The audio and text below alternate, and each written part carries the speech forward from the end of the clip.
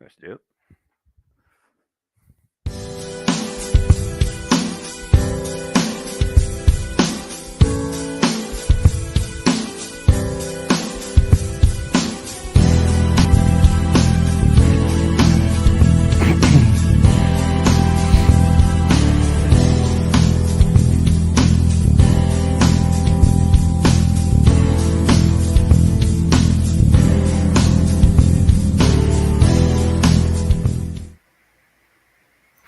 What is going on, ladies and gentlemen, boys and girls, children of all ages? Welcome to this special presentation across the Jeff Meacham Network Multiverse of Madness, AEW Battle of the Belts 3.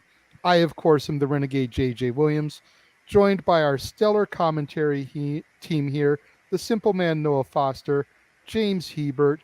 Gentlemen, we've got about 25 minutes to go. Noah, I know you're super excited for this. You know, this is going to be a different one for a presentation here across the multiverse because Jeff is only running the booth tonight. He is not going to be on camera on stream for any of this. Oh. This was essentially my brainchild to do this. You know, I had seen the advertisement, I think it was during Dynamite, and I was like, we're supposed to have open mic night, but Battle of the Belts is going to be on. Like, this could cause a problem for the show. Of course, here I was thinking, you know, it was going to be a little bit later, not 5 o'clock Pacific, 8 Eastern, because I'm so formulated to Pacific time, I'm thinking, oh, this is going to be on at 8 o'clock. Open mic night's going to be on 8 o'clock. So Eastern time. But, it is what it is. I'm excited for this card, though. Even though we've only got 3 matches, I think these are going to be really solid matches. Noah, we've got Claudio Castagnoli defending the championship against, I'm not even going to try to pronounce the first name, Takeshita. I have worked so hard on getting the last name proper. Like, I'm not even going to try and butcher the first name. Just give me credit for having the last name. I do. Well done, brother. Absolutely. I know very little about Takeshita. Like, I've only seen him in action once or twice. Obviously, I am an old pro at Claudio Castagnoli, going all the way back to his appearances in Pro Wrestling Guerrilla out here, of course, Ring of Honor, CZW, obviously his WWE run as Antonio Cesaro. This definitely has match of the night written all over it. What are you thinking, Noah?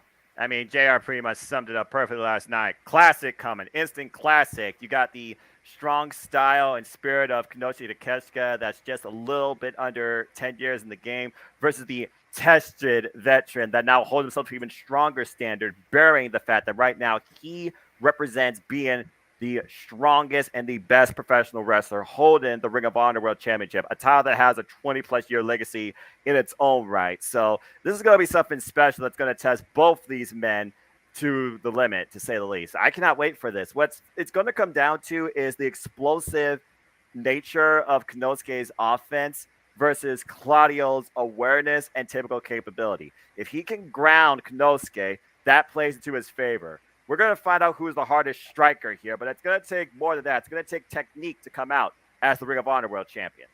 Yeah, I definitely don't want to undersell Takeshita. Like, I don't want to take him too lightly, but you've almost got to figure like Claudio is going to retain this. He just got his hands on that ROH title.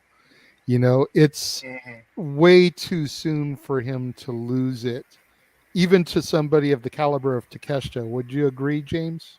Yeah, I would agree. I mean, this was a match billed because people wanted to see the match, but we know the outcome. I mean, Claudio shouldn't be losing the title anytime soon. So soon after winning it, His first Ring of Honor Heavyweight Championship. Yeah, speaking of losing it too soon, the only match on the card where I really feel like a title is in jeopardy of being transferred, and again, no slight to her, is Thunder Rosa versus Jamie Hayter. Just something about the way Rosa's push has been with the title that I feel like if any belt is going to change hands on the show, this is the one where the odds are in favor of it changing. Personal opinion. What do you think, James? What, Thunder Rosa versus Jamie Hayter? Yeah. I'm a hater. It's no way. While I do expect this to be a hard-hitting match and it will be good, there's no way you're taking the belt off Thunder Rosa either. When the whole idea is probably having the title change at AEW All Out, if they even do the title change, then they might wait until a full year. I mean, when you consider the fact that she won the title at St. Patrick's Day Slam, which wasn't really that long ago, she's only had the belt going on 5 months. Yeah, I mean, it's a pretty good run. It's a pretty good run, but I would say tonight ain't the night. I'd be shocked if there is actually a title change here. Fair. Noah, do you agree? Well, the beauty, James, as you know, as we are fans of professional wrestling, is the suspension of disbelief in the storytelling and in the level of competition we're going to see. With the fact that Jamie Hayter and Thunder Rosa, they've only met each other one at a time in singles action under the TBS title tournament, and Thunder Rosa got the better of her. Both of these women, of course, they are definitely tested. They are champions in their own rights across multiple promotions. You figure about Jamie Hayter, who was a champion in Rev Pro in Stardom. You think about Thunder Rosa, who's a former NWA Women's World Champion and now the current AEW Women's World Champion. A championship is only as strong as the champion that is tested and the competition that goes after it. And we still always have that subtle criticism of the women's division. Now with a Yeah. head coach and a former Impact World Champion in Madison Rain, I do see brighter things ahead for this division. Case in point, what we saw this Wednesday night on Dynamite, and a banger of a great tag team match in the first hour, might I add, of AEW Dynamite. If they could pull more showcasing off like that to show me how hungry and how driven and how high level of competition this women's division has, then I do believe that there is that special disbelief that the title could change hands at some point. That being said, for me, this is a testament to Jamie Hayter and to what she can bring. She's been one of those that has not been fully, properly, strongly showcased to a degree in singles action. This is her first championship match, by the way, too, since she's been a part of AEW. We're going to see a lot come out of Jamie, but we're also going to see how far Thunder Rosa gets pushed tonight, and that's truly going to test the merit of La Mera Mera. There you go. And then the other championship match, of course, we've got Jay Lethal challenging Wardlow for the TNT title. Yeah, I kind of go back and forth on this one because on the one hand, I'm like, Wardlow's a beast. Yes. You don't want to take the strap off him. Again, he just barely got the belt. He's got so much potential. He's got such an ascension in front of him to take that belt to new heights, make it truly like the Intercontinental Championship, a Yes. workhorse title. The other hand, you've got Jay Lethal, who just a week ago came off the losing end of that Ric Flair show. Yeah. And do you really want him to get another major loss so quick? I feel like there's almost got to be some kind of shenanigans here, whether Sanjay Dutt or Saddam Singh get involved to maybe help Lethal lose, but not as weak going out, so he still stays strong going down the road. What do you think, Noah? I think it's one of those things where you look at the hunger and still the very young start in this man's career, Wardlow being tested by one of the great veterans of the game, the franchise Ring of Honor that's held every title under the Ring of Honor banner. For me, this is going to be a proving ground match to Wardlow and his merit as the TNT champion, but also what he wants to bring forward as the identity of the TNT championship, testing the strongest no matter what brand to really raise the value of this title. Has been, let's be honest, James, bottleneck for the longest time. And to be fair, in the history of Battle of the Belts, we are no stranger to the TNT title changing hands. So I definitely would not rule Jay Lethal out here, but I got to look at this. Who wants it more? There's the merit of the champion, and then there's the hunger of the challenger. And with this being made on the spot on AEW Dynamite, it's one of those things that I could see happening out of nowhere, considering TNT title matches only have, I do believe, still a 20-minute time limit. Honestly, this could be just a test, and it could go to a draw. But if one time was to change hands tonight, this probably would be the one I would think of when you consider, again, you do think about the outside influences of Satnam Singh and Sanjay Dutt when Wardlow rules things by himself. We're going to see who leaves Wardlow's world tonight as TNT champion, but I would not count out the challenger.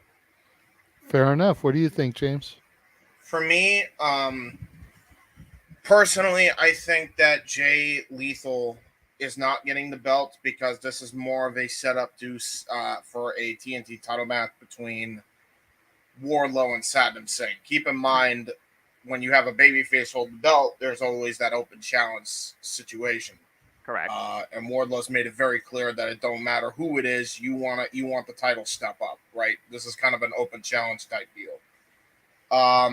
So I think what's going to happen is he's going to find a way to win and overcome the odds, but then he's going to get beat down after the fact, and it's going to set up him versus Satnam Singh, which I personally am looking forward to only in that I want to see what Satnam Singh does against an actual talent as opposed to just jobbers on Dark every week. Right. Because I like what this guy can bring. He's not like he looks like, Giant Gonzalez, but he don't move around like him. He's very mobile. He knows what he's doing in the ring. He's very good at being a big man wrestler. I'd like to see, Wardlow in this case be the David going up against an even bigger Goliath. I think that would be very interesting to see personally. So Glad. definitely would be an interesting dichotomy when you figure the size and build of Wardlow, and he's probably so used to being the giant in the situation to have someone that towers over him would definitely be quite the juxtaposition. Yeah, and it's one of those things where I think about Battle of the Giants, looking at matches I've seen recently on G1 Climax 32, where I saw Jeff Cobb and Jonah. Good lord. I feel like you could get some similar dynamic here with these two. And as you alluded to, James, Satnam Singh is untested as a singles athlete on the grandest stage. But would you put him in an open challenge scenario for the TNT Championship as his first major match? Especially when he's completely unknown by the entire wrestling universe. Let's put it out there. I don't know, but I like that idea maybe some point down the line. But he definitely needs a big single showcase sooner rather than later. I Agreed. think they'll build it. I think they'll build it before then, before he actually gets the title match. But Right. Well, I I still mean, there's think that's about the 4 direction. weeks until All Out, so they've got That's what I'm a saying. good solid month to build it.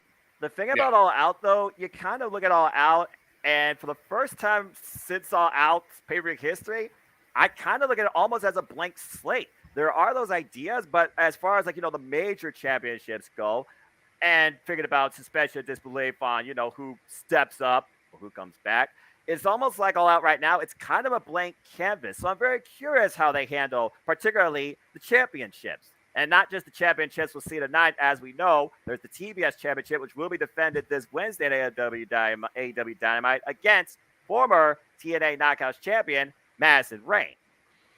Yeah, I'm looking forward to that match. This is going to be a true test for Jade Cargill. She's going in there against the vet that is Madison Rain, and going to see if she'll make Madison Rain cut that shit. Oh, how dare you! And I James, have a question about that now. Does that mean Madison Rain is no longer teaming with Danielle Dashwood on Impact, or is that a deal they worked out with? I what's would the say status since on she's that? signed as the head coach now of the women's division AEW, we're going to see her last match this Thursday night on Impact Wrestling against Mia Yim, the former Jade. I would say that the influence is done. You never know, though. I mean, it's always For now. possible that she still has the ability to bounce back and forth. So, Right. Hey, JD, what's up? And Daniel, I hope you had a great time as I'm looking at the chat here. So, yeah, Daniel, by all means, feel free to give your thoughts when the show is on. Let us know, like, how hot the crowd was and yes, everything. the If there's environment. something that they really popped for, that way we can work that into the commentary. Definitely. Again, it's all Hassan, about that hello. engagement, that connection to the wrestling fans. Hey, Hassan. Hello, everybody who's watching the chat, or whoever you may be on these platforms. Like, subscribe, comment, and tell a friend. As the first half of this Jeff Beecham Network production will be starting very shortly. So, talk about championships. Let's talk a little bit about the AEW World Championship and how Jon Moxley, again, as JR said, prior to his own worst enemy, he tested himself ahead of facing apparently Lionheart Chris Jericho against Vance Warner. Vance Warner brought a lot of that type of offense I expected out of Jon Moxley, and I felt really tested him to a degree. I just wondered if the physical toll was worth it. It's one of those things where as a champion, you always test yourself, but also there's that point of perseverance. Like, when is, discretion the better part of valor? And now with apparently getting Lionheart, the last graduate of Stu Hart, the Hart Dungeon, and Jon Moxley's definitely going to have a damaged wing that Jericho trying to exploit and stretch. I'm very curious how Jon Moxley heads into this match this coming Wednesday on Dynamite. See, I've been thinking about this going the last few weeks and how it's all been building to this thing with Jericho. And I'm not saying that Tony Khan or his booking committee will go this way, but I want to present a scenario to you two gentlemen Please, off of a thing that I like to call long-term storytelling. considering how long it's been since the second encounter of these two, I'm very curious about your input. I've been trying to do my research, and correct me if I'm wrong, but did Jon Moxley not defeat Jericho for his first AEW title run? You would be correct at AEW Revolution back in 2001. So with Moxley already going into this with damaged goods and with Jericho being the Lionheart for this match, I could definitely see a title change happening here, or I'm at least proposing a title change. Again, Right. don't know if Tony Khan's going to want to go this way, but hear me out here. So Jericho takes the title off Moxley, gets his revenge for Moxley having defeated him for the championship. Right. Okay. It's only the interim championship, whatever, at the end of the day. After the match, CM Punk comes out to Oh, here we begin his build towards All Out. Keep in mind, it was Unforgiven 2008 when Randy Orton attacked CM Punk backstage. Jericho took the spot in the championship scramble and won what was CM Punk's World Heavyweight Championship. Right. So there's some history there. So now we're going to All Out Punk Jericho. Obviously, interim championship is probably going to get unified with the world title. Punk's going to, retain, begin this run that he should have had prior to his injury. But either way the match goes at All Out, here comes MJF, who has feuded with both of them. Yeah. High-profile feuds to be the contender to whoever is the champion come the end of All Out. Yeah, Right. I agree. I honestly, this is one of those things where it's like you should give it to Jericho, only in that it's a lot more of WWE versus WWE, which is the whole stance of MJF anyway from that pipe bomb he cut back in the Kia Forum. So if we're gonna do this MJF deal, this is the way you got to do it instead of just just instead of doing it with Moxley, because yeah, he had also high profile feud with Moxley, but I don't know. I feel like Jericho and Punk makes sense more. So. Don't get me wrong, I like Moxley, and I'm happy to see him even as interim champion, considering the demons that he conquered late last year, early this year. Right. But I feel like there's more money and more long-term history between Punk and Jericho than there is between Punk and Moxley to really make the fans want to get their teeth into this. Well, you consider that CM Punk, of course, was on Ring of Honor. John Moxley, of course, was Dean Ambrose involved for the WWE system. And really, they didn't have like a real one-on-one. They had the fallout with the Shield, of course. And then I figure about CM Punk, Chris Jericho, as you alluded to, and to put another step into play, at one point, CM Punk faced Chris Jericho in what was a highly underrated and undersold match at a WrestleMania. And I would love to see AEW try and capitalize on that lost potential, what could have been an absolute incredible match that was fighting The Rock and John Cena. So there is, again, some suspension of disbelief, and truly is, who is the best? Is it the one that is the best at what he can do, or is it the best in the world? I do like that tagline being picked up at some point and being rerun by AEW. That's true long-term storytelling, like you said, that bridges history among multiple companies, especially with the way that both these men constantly have mega chips on their shoulders. So I do like that a lot. And then you bring the MJF factor into play, which right now is completely MIA. Whether or not they run that before the anniversary of AEW Dynamite in October is another thing to think about too. But I definitely would not rule out MJF at some point being the next AEW World Champion. I think that's still something to come. There we go. So, well, it looks like we're about 5 minutes left from the broadcast. Oh my. James, I got corrected because James called it the Kia Forum instead of the Great Western Forum or the Fabulous Forum. I don't know the name before. It's all good, dude. Jeff is just you gotta figure he was almost born at the Forum, so you gotta put some stank on that name. And as people out at the East Coast, we just know buildings literally by their names, unless we've literally been in them for some sort of historic event. Also, thank you, Jeff Lucky. But I digress. I can't wait to go back to Cleveland and the Wolfstein Center. Round 3, AEW Dynamite. What awaits me there ahead of AEW All Out? Yeah, I agree. This is going to be... Welcome, Hello, nice to see you. Why no Bourbon Street coverage this weekend, man? We were hoping to have some TV footage, get Get the party jumping down there Yeah, on Bourbon man. Street. It must be We taking it love easy. when I you don't. do I don't. that. I don't think it parties every weekend down there in New Orleans, guys. I mean, even they need to Hey, rest you know sometimes. what? My girlfriend pointed out to me either last night or earlier today, Bourbon Street is just like the Las Vegas Strip. There is always people on it. It's just a matter of how jumping that party is. Fair enough. I will not discredit that. Or to take a quote from the Boondock Saints, a movie I love so much. It's kind of like 7-Eleven.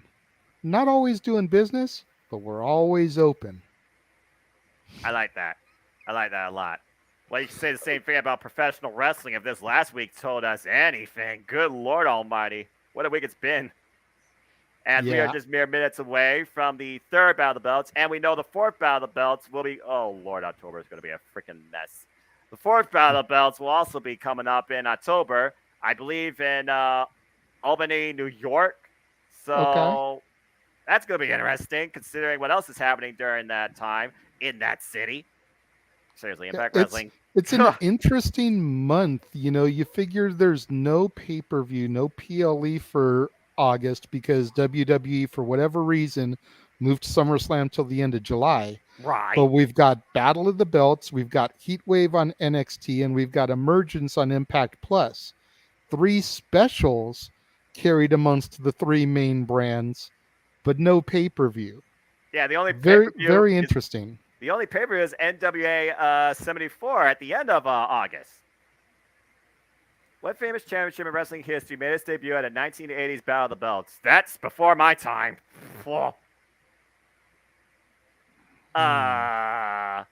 Famous championship. Famous? That's the key here. That is famous. What's famous? Besides Pillow Mud, that song I used to remember from my Metaverse Rock game. And an NWA belt. Well, I mean, considering the history of that. That's not a bad guess. I must say That would've been my the only guess. NWA United States title. I don't think it was the World Championship, clearly, because that has way too much history behind it. Yeah, we know it wasn't the Intercontinental title because that took place in a tournament in Rio de Janeiro. But oh boy, that's the only other thing I can think of as far as being a famous championship is the United States title. I know it wasn't IWGP. Hey, it's that boy. Hello, my internet fans. What's up? Starting off with a question here, huh? Yes. Which famous championship in wrestling history made its debut at a 1980s Battle of the Belts? I'll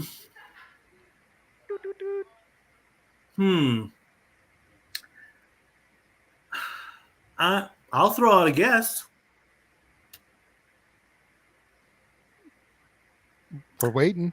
I'm going to say the Winged Eagle. No, that was way after. That had to be in the 90s. It's a Battle of the Belts, so I wouldn't. WWF couldn't have been in that, right? No, I don't think WWF has any history of a Battle of the Belts type scenario, as far as I can remember. But speaking of which, Unless we are live. Pyro is going off, gentlemen. Well, it's not going on for me yet. So the big goal! I technically was correct then. I called it. Well, with that being said, let's go down to the Dapper Yapper. Justin Roberts as he introduces our first contest because it's Saturday night. You know what that means. Battle of the Belts is live on TNT, even though it's pre-recorded. But I'm spoiler free. I'm Noah Foster with the Stat Boy, with the Renegade, and James Hubert, and we are kicking things off with the TNT Championship. Oh, yeah. Dig it. I almost said the big gold belt, too. Well, Justin Roberts is just talking now. Championship is what he's saying next. Yep. Okay, so maybe Noah and I are pretty synced. I have no idea. Ooh, nice graphic. Have they ever done graphics? No, that is the first time they've done a graphic. They need to do more of those graphics. Well, again, it just goes to show, again, what people are tuning into. As, of course, this is for all free satellite, cable, streaming network providers on TV, on TNT. It's going to be a fun hour of pro wrestling as we got Jay Lethal from New Jersey challenging for the TNT Championship against Wardlow. Satnam Singh and Sanjay Dutt are accompanying him to the ring. And here comes Wardlow with the Wardlow chant. Yeah, Wardlow hasn't come up on my thing. Oh, you're fine, bro. We'll forget about probably picture in picture. This is TV. There's going to be some discrepancies. Wardlow is all game, man. All game. Who's commentating this? Is it just you and JJ? No, you guys can do it. Okay, yeah. No, we have to sync up. That's why I'm bringing it up. You're fine. TNT Champion's on the entranceway. Again. He just got to the entranceway for me. I'm behind you. Oh, you're fine. He's literally on the entranceway and the pyro's going off, if that helps you. Yeah, Wardlow. Noah, I'm behind you. I paused, you goober. Oh, okay. Well, it just happened. There we go, pyro. There we All go. right, good. He's walking. There. All right, good. He's walking. Get your stuff together. I'm trying. Wardlow occurs accomplished in 33 of his last matches. Of course, claiming the TNT Championship from Scorpio Sky in Rochester, New York. That city now has claimed 2 TNT champions and crowned 2 as well. But in Grand Rapids, Michigan, can Jay Lethal get his first championship in AEW? He's been a champion everywhere else he's been. I don't know, but from what I hear, he's helping that female demographic. Yes, I'm sure that's a thing. I wonder why. Oh, brother. Talk to Paige. Anyways. Wait, did Paige actually say something about Wardlow? No. I'm just joking. Oh, All right, bell ringing.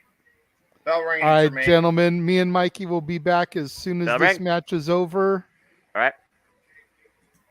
Jay Lethal already going to the outside of the ring, controlling the pace. Jay Lethal, 37 years old, 21 years in the game. Wardlow, only 8 years in the game. Trained by Josh Emanuel at 34 years of age. So the experience definitely falls in favor of Jay Lethal.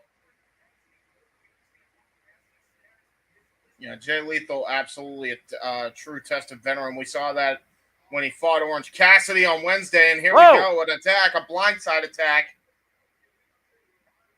Well, again, they also are talking about how Jay Lethal found a weakness and exploited Orange Cassidy, and right now Orange Cassidy's status is unknown. Oh, what a suplex. And Wardlow back up on his feet. Yeah, that you're going to need to do a lot more than that to take out Wardlow.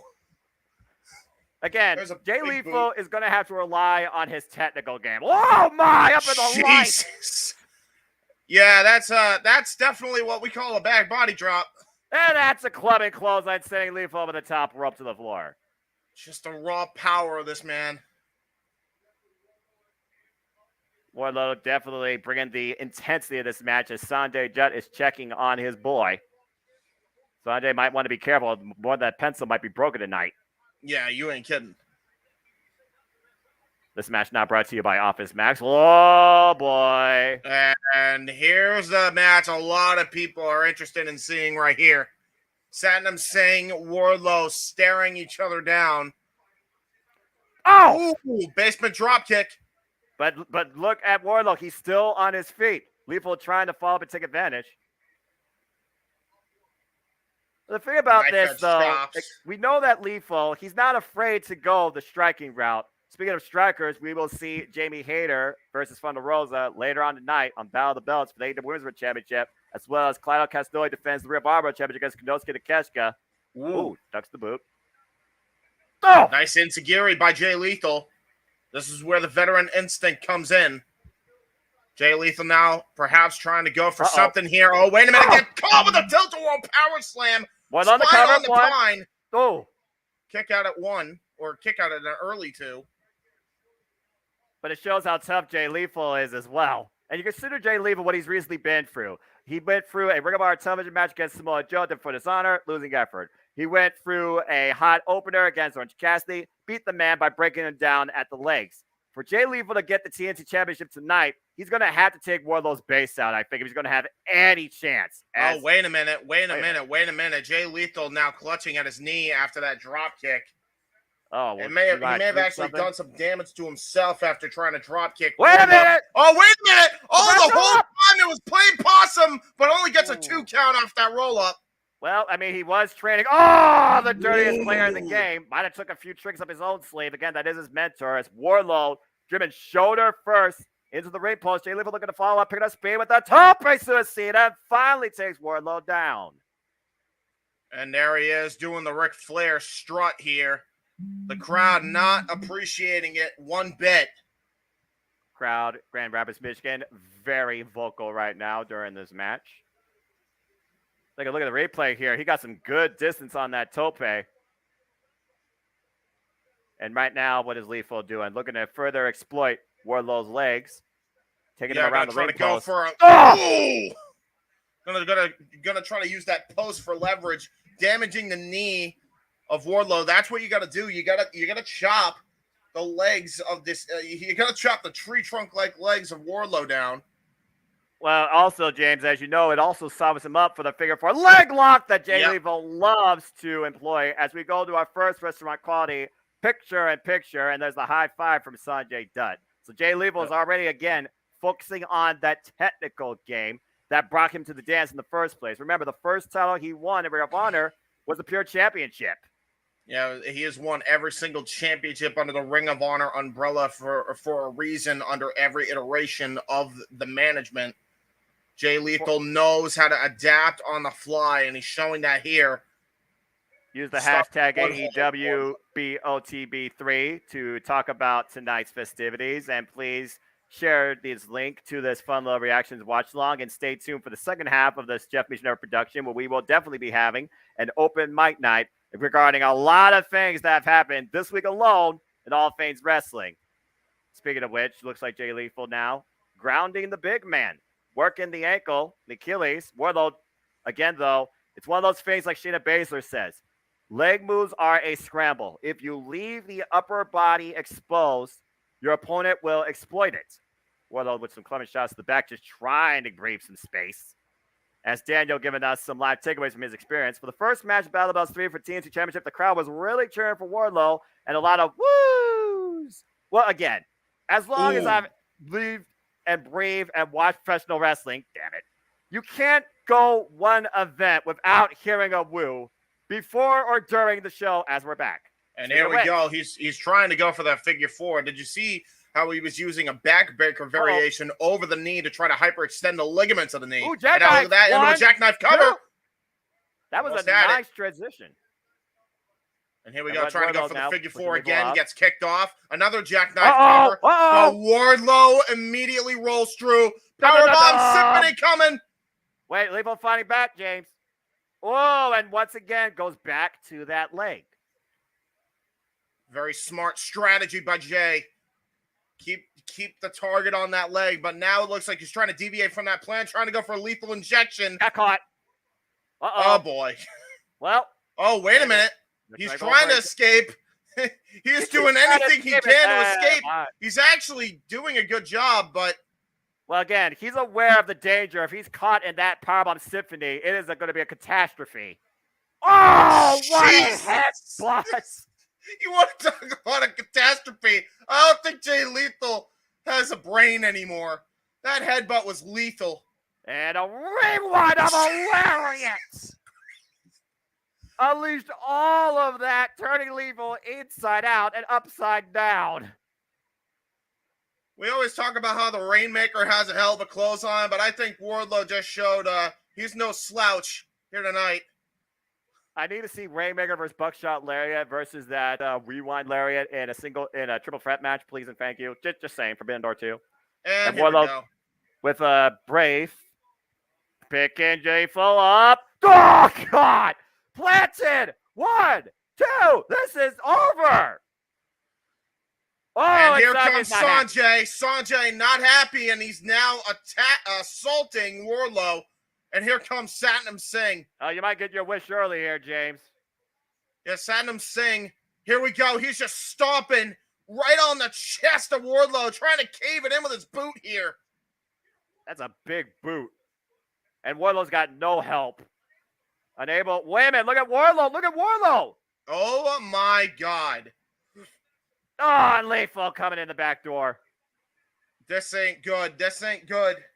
Jay Lethal could seriously do some damage here. Somebody get somebody out here. Oh, he's got the figure 4 applied now. This is uncalled for. This is a message that Jay Lethal will not be embarrassed. But when the match was over, some of the crowd was chanting, "We want Daniels," and Fallen Angel. Well, That you don't mean I'll take surprise either me. American Dragon, Fallen Angel. I mean, both with history of Ring of Honor. But for now, Jay Lethal, Sanjay Dutt, and Satnam Singh, they don't leave with the prize, Oh but they God, might leave with the last laugh. this Oh, ain't Wardlow's good. still fighting back. This is not good at all. Look at Wardlow. He's trying to fight here, and here comes the Goozle. He's about to go for a choke slam here. Wardlow powers out and a kick right to the grapefruits of this Indian giant. And it is good for 30 yards. There is no way. There is no way. No way. Are you kidding me? Ah! Assisted back body drop thanks to Lethal. Satnam Singh avoids the powerbomb symphony. But again, look at what it took. And oh, they're not done yet. Jesus, no. Oh, no. They're going to set up a table here. Where are the best friends? Where is security? Anybody? Try to save Wardlow here before it's too late. I think the best friends are still with Dr. Danhausen, but that's a whole different story. And this might have been the plan the entire time. And now it After looks the like match, he's going to you go know, the for a championship. Uranagi slam. Go! Yes! Right through the damn table. Well, that's about as powerful as a chokeslam I've seen. Yep. Look at this. Look at this image. Lethal might have the championship on his shoulder, but he still is not the victor. But Wardlow laid out. If anybody should be challenging Wardlow, it's probably Satnam. He did most of the work here. And he barely broke a sweat. 7 feet 4, friggin' plunge from the top of the world. This is unbelievable. What a scene here. And now look at this. Jay Lethal and Sanjay hugging like they just won the freaking Super Bowl. Yeah, that'll be a day. It's not Lethal's title, but Lethal gets the statement. We're doing well, Matt, as we're waiting for AEW to restore some law and order. But up next will be the Women's Championship as Thunder Rosa defends the gold against Jamie Hayter. Whew. There we go. Well, I think you're onto something, James. I think Satnam Singh vs. Wardlow was definitely teased there. Yep. That go. Yeah, definitely. Definitely Why? looks like that's where they're going to go with this, whether it's going to be at, Rage by the Lake or some other special show that they've got coming up, or if they save it for All Out. That's one of my on every channel. That's one of my only beefs with AEW is they've had like 5 weeks of special shows now. 2 weeks of Fyter Fest, Fight for the Fallen. Now they've got this, and then it's Rage by the Lake. It's like, holy hell. Yeah, well. But Quake by the Lake. Quake by the Lake, Cake by the Lake, whatever. I think they only made the Quake by the Lake tagline only in the only for the crowd, just to title it for the crowd, but still, yeah. It's a lot of specials. Cake by the Ocean, yes. I know that it's song. Like 5 weeks worth of special shows, though. It's like, Jesus, those could be in your house pay-per-views, getting them some more revenue or something. Seriously. Well, honestly, I don't think if they were to put that on pay-per-view, AEW would not be nearly getting as much for the Big Four. So, well, you also don't want to take away from the Big Four as well. That is their pay-per-view structure, and of course. Or I'm sorry, the Big Five now because of Forbidden Door, but still. Well, okay, hold on. First off, we don't know if that's going to be an annual thing. We hope that's going to be an annual thing, bringing in more companies. Secondly, it's one of those things where I look at, okay, you have the pay-per-view. That's your big draws. That has to be where all the stories come together. They basically conclude or they reach an epilogue of dramatic proportions. As far as these special shows, yeah, it has been a bit crazy, but I think about Fyter Fest, Fight for the Fallen. They always do those now back to back. That's the standard. This Quake by the Lake, that's a new one. Now, I would imagine the next special after this, besides Battle of the Belts, you can call that their own thing, will probably be their anniversary show in October. I just feel like for the summer, they kind of just crammed it all together. Jeff, what are you talking about?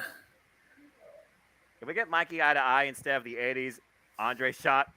I guess because of the way you look. Sorry. Put the camera screen down a smidge. The producer, he's not in Mikey's head, so he's got to be in the comments. A lot of people are in my head. Okay, how about that?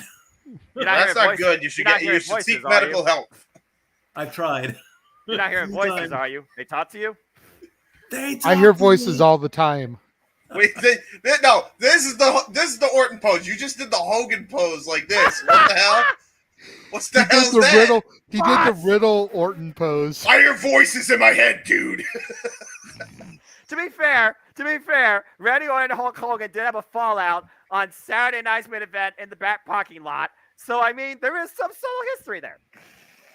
Yeah, that's another one on that Legend Killer run that there's no reason that Hogan should have beaten Randy Orton.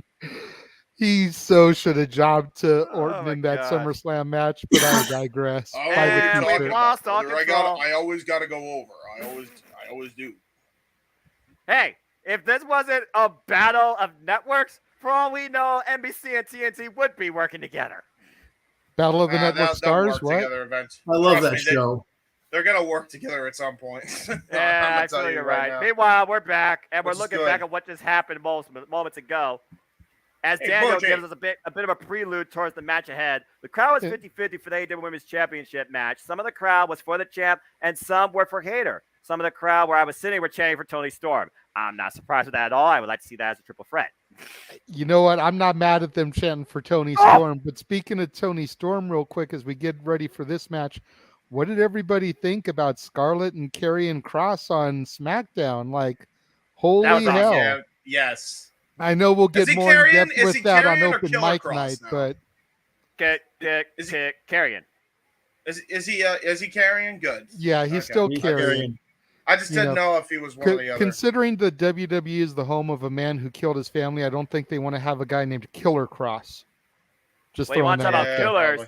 This woman's a killer in her own right. Not a good look, Granddad. The challenger coming out first in her first AEW Women's Championship match. Jamie Hayter, who's got 8 wins in her past 11 singles matches, and it looks like she will be accompanied by Rebel, not Reba, and Dr. Britt Baker, DMD.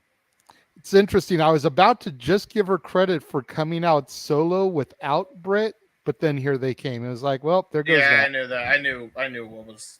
Well, we know the deal. Again, we know the deal, but for someone like her to really try to make a statement for herself, coming out solo would have gone leaps and bounds to make that statement. Win, lose, draw, whatever. Well, the thing about this, JJ, is right now they're together. Who's to say that that's not going to change, even maybe based off this match? And speaking of which, here comes the champion, who has 5 AEW World Title defenses successfully so far in a 143-day reign, La Mera Thunder Rosa, with Toni Storm. Oh, wait, everyone. She might sandbag people. We can't cheer for Thunder. Yeah, go. Yeah, that's what I have to say to that, by the way. That T-shirt she was wearing the other night was hilarious, though. I was cracking up I at think that. there's legit heat, by the way, between Britt and Thunder. I'm not even going to stunt with you because I saw that match. Those shots look like they hit hard, big time hard. Like they looked like they caught a little bit flush. Yeah, no kidding. Meanwhile, Jamie Hayter with the hot start with the back shot, and Aubrey rings the bell. We are underway quickly. Here we go. Yep, just rain down the elbows. Why the hell not? Yep. I mean, never turn your back on your opponent, right? What do you expect in a championship affair? Jamie Hayter is not going to take this for granted. Remember, this match came about because Jamie Hayter actually got the win for her team, so she automatically got this shot for the AEW Women's World Title here tonight.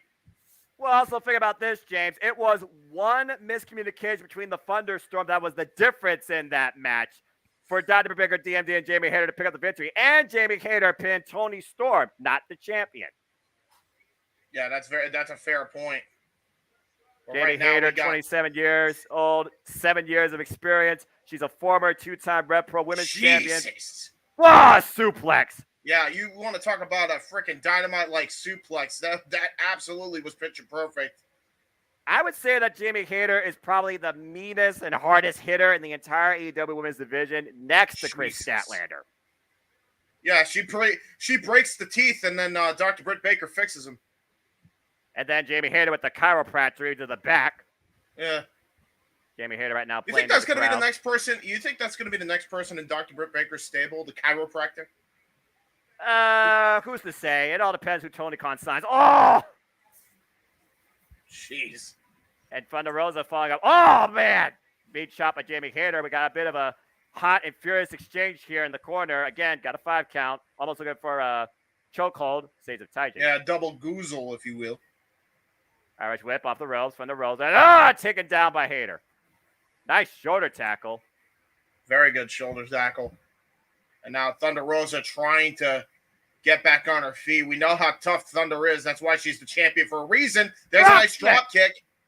You also talk about the toughness, talk about her history. She has no former history in singles action with Jamie Hayter except for one other encounter, and it was in AEW. And Thunder Rosa has been putting in more of the work in the ring lately, wrestling around Warrior Wrestling and MLW, while Jamie Hayter, she's only had... Oh, man! There's the knuckle duster. She's only had 5 other singles matches this year in AEW. Now Jamie Hayter talking trash to the looks like anybody that she can, including to referee Aubrey. And no kidding. And right now, Jamie Hayter running from the Rosa around the driving her into the barricade. Trying to go for a freaking 5K as she drives her head first right into the barricade. Tony Storm trying to check on Thunder here. Tony Storm, of course, no stranger to Jamie Hayter. These two have shared their own bad blood in exchanges in singles matches. Nice savant kick, though, by Thunder Rosa trying to fight back here. Knife edge chops now. A battle on the outside has commenced. Got her hook. Trying to go for that snap again. Trying to go for the snap suplex. Good job on your base. Ow! Ooh! Nice counter, the DDT on the floor. And for the first time in this match, La Mera actually has some control over her opponent. Bringing her back into the ring. That's the only way, of course, you can win. Goes for the cover. Aubrey counts 2, and Jamie gets the shoulder up. I'm not sure if that was a 2. I think she was trying to check for the shoulders, but... Well, either way, this match continues. What's also interesting about this, despite the experience level when it comes to the number of matches, what the world is Britt doing? Holding the title in hand. Oh, jeez. Double palm strike. Sends her right out to the outside here. I mean, Britt's like, hey, you shouldn't be distracted.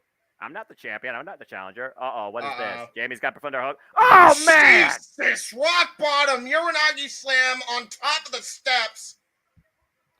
Jamie Hayter might have just broke Thunder Rosa in half.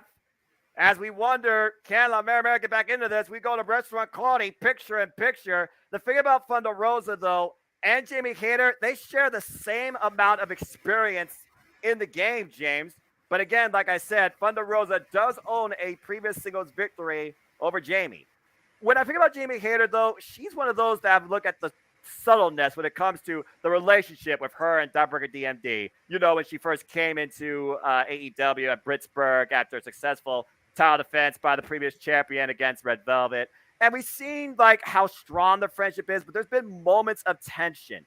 I have to consider, based on this match, will Britt and Jamie eventually have a fallout? I feel it's something to come.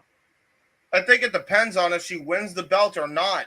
Because if she does win the belt, there could be tension either way. If she loses the belt, there could be tension either way. Taking a page off Thunder Rosa's book, driving her knees into the back of the cover. 2, no. Yeah, but then I also look at the other side, too, and I think about Thunderstorm. Of course, Thunder Rosa and Toni Storm, they came together as a tag team after that incredible match at the Forbidden Door, where Thunder Rosa successfully retained her championship. And yet I wonder, does Toni Storm want another crack at the title herself? In this industry, if you're not out to be champion, what are you doing? Well, right now, she definitely looks like she wants the belt after those Kenta Kobashi-like chops. Jamie Hayter approaching her near 250th match. Oh, nice snap suplex in her wrestling career. And looks right now to ground the champion. Jeez.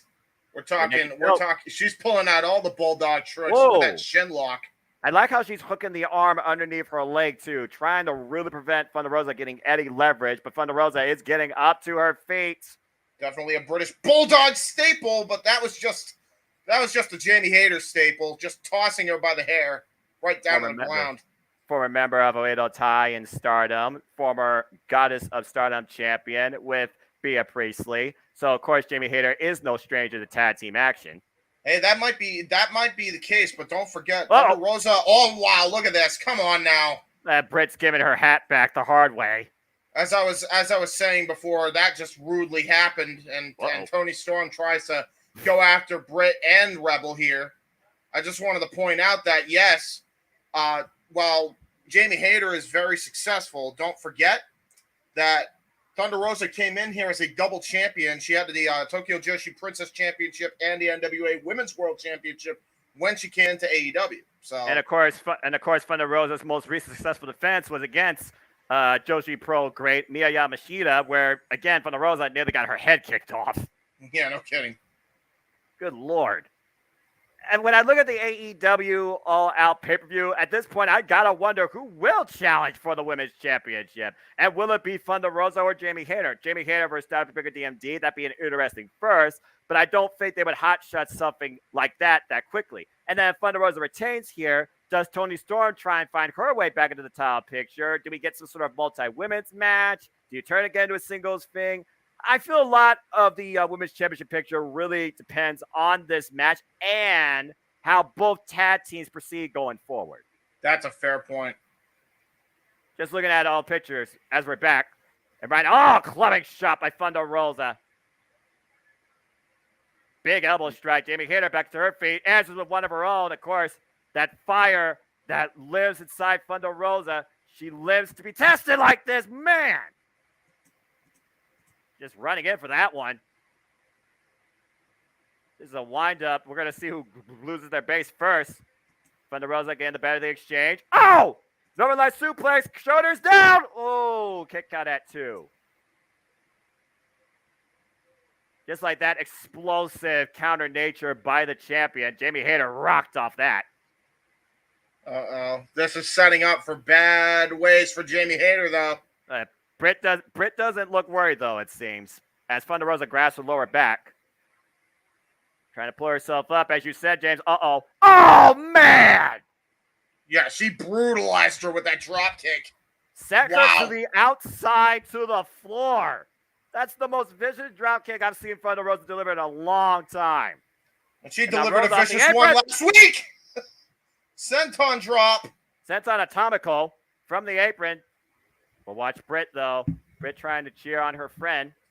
Yeah, Britt is worried about Jamie here. You can actually tell she's actually concerned for her. It's interesting that we've talked about possible dissension in the ranks, though, but doesn't look like it right now because I think Thunder Rosa may have kicked her a little bit too hard. Yeah, but what if the doctor has her own agenda? Would she want to face Thunder Rosa for the title again, or would she want to face her friend? Nice cross body. Cross body. The cover. 2. No. That was great there by Thunder Rosa, but Thunder Rosa could not get the Duke there.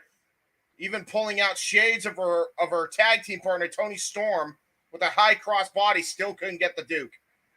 I like how you brought that up. It makes me wonder, what sort of knowledge has Britt passed on to Jamie Hayter? Oh, what's this? Fireman's carry. Rosa escapes. Nice. O'Connor roll denied. Nope, that's a clothesline. Uh-oh. Backbreaker! Irish curse variation. That might be all she wrote here. And now look at this. Just stomped her right in the chest. 2. No. Thunder Rosa kicks out again, but grasping that lower back. Jamie Hayter has to stay on the offense here. Got her up. Buster! That was right on the top of the head. That might be it. We might have a new champion. 1, 2. No! And Britt was about to let the confetti fall and celebrate. That was damn close. Take a look at this again. Here. Look at that. Bam! Godly! That was right on her head, man. I'm surprised Thunder Rosa is even at all conscious after that. Well, regardless, she is rocked. And hello, Joe. She is rocked, and we'll see how Jamie Hayter follows up here. Again, the challenger has to keep the momentum going. Stay on the offense. Yeah, the one thing Jamie Hayter has yet to bring out that definitely is the difference. She almost got herself disqualified here. And now look at this. Britt Baker trying to choke Thunder Rosa. And here comes Toni Storm. And now we have a brawl right on the outside. Or a cat fight, as you would like to say. Oh, my God, what a kick. Nice super kick there by Britt Baker. We got a match going on in the ring and now outside the ring. And Jamie Hayter looking to capitalize. Wait, look at the wide camera. Toni Storm. Oh! Tornado DDT on the Britt Baker on the outside. Thunder Rosa. O'Connor roll. Ooh, she almost had it. Thunder Rosa roll up again. Didn't get it. Rose up to her feet. Cazadora looks for the roll through. Ooh. Got her hook. 1, 2, 3. Oh, she got it! She got it after the third one! Enough disorientation on the challenger with those constant roll-up attempts, and Thunder Rosa finds a way to escape once again. Still AEW Women's World Champion. Shades of her match with Nyla Rose. It didn't take the Fire and Thunder driver. It just took awareness. A hell of a performance, though, by Jamie Hayter, but the champion still victorious. As you said, that follow-up roll-up, trapped both legs, it was over. Noticing there's a lot of emotion on Thunder Rosa's face here as she's holding and clutching that championship. I'm not sure what happened there afterwards, but she definitely got the win nonetheless. Well, yeah, but again, she was in a fight, James. It's one of those things where, again, we know how much emotion Thunder Rosa has being the AEW Women's Champion, RAW's Women's Champion. And up next, we're going to see how much emotion and how much strong style is brought out. The main event's up next. Claudio Castagnoli defends the Ring of Honor World Championship against Konosuke Takeshita. That was a hell of a women's bout, though. Jamie Hayter, so close. The only thing she didn't get to pull out in that match was that Lariato. If she would have hit that, I think we would have had a new champion. Great showing. Yeah, Jamie Hayter impressed the hell out of me tonight. Thunder Rosa came with it like I knew she could, but I wasn't really sure what to expect from Jamie, and she impressed me. Again, give Jamie Hayter more time on AEW Dynamite. Really show us what she brings.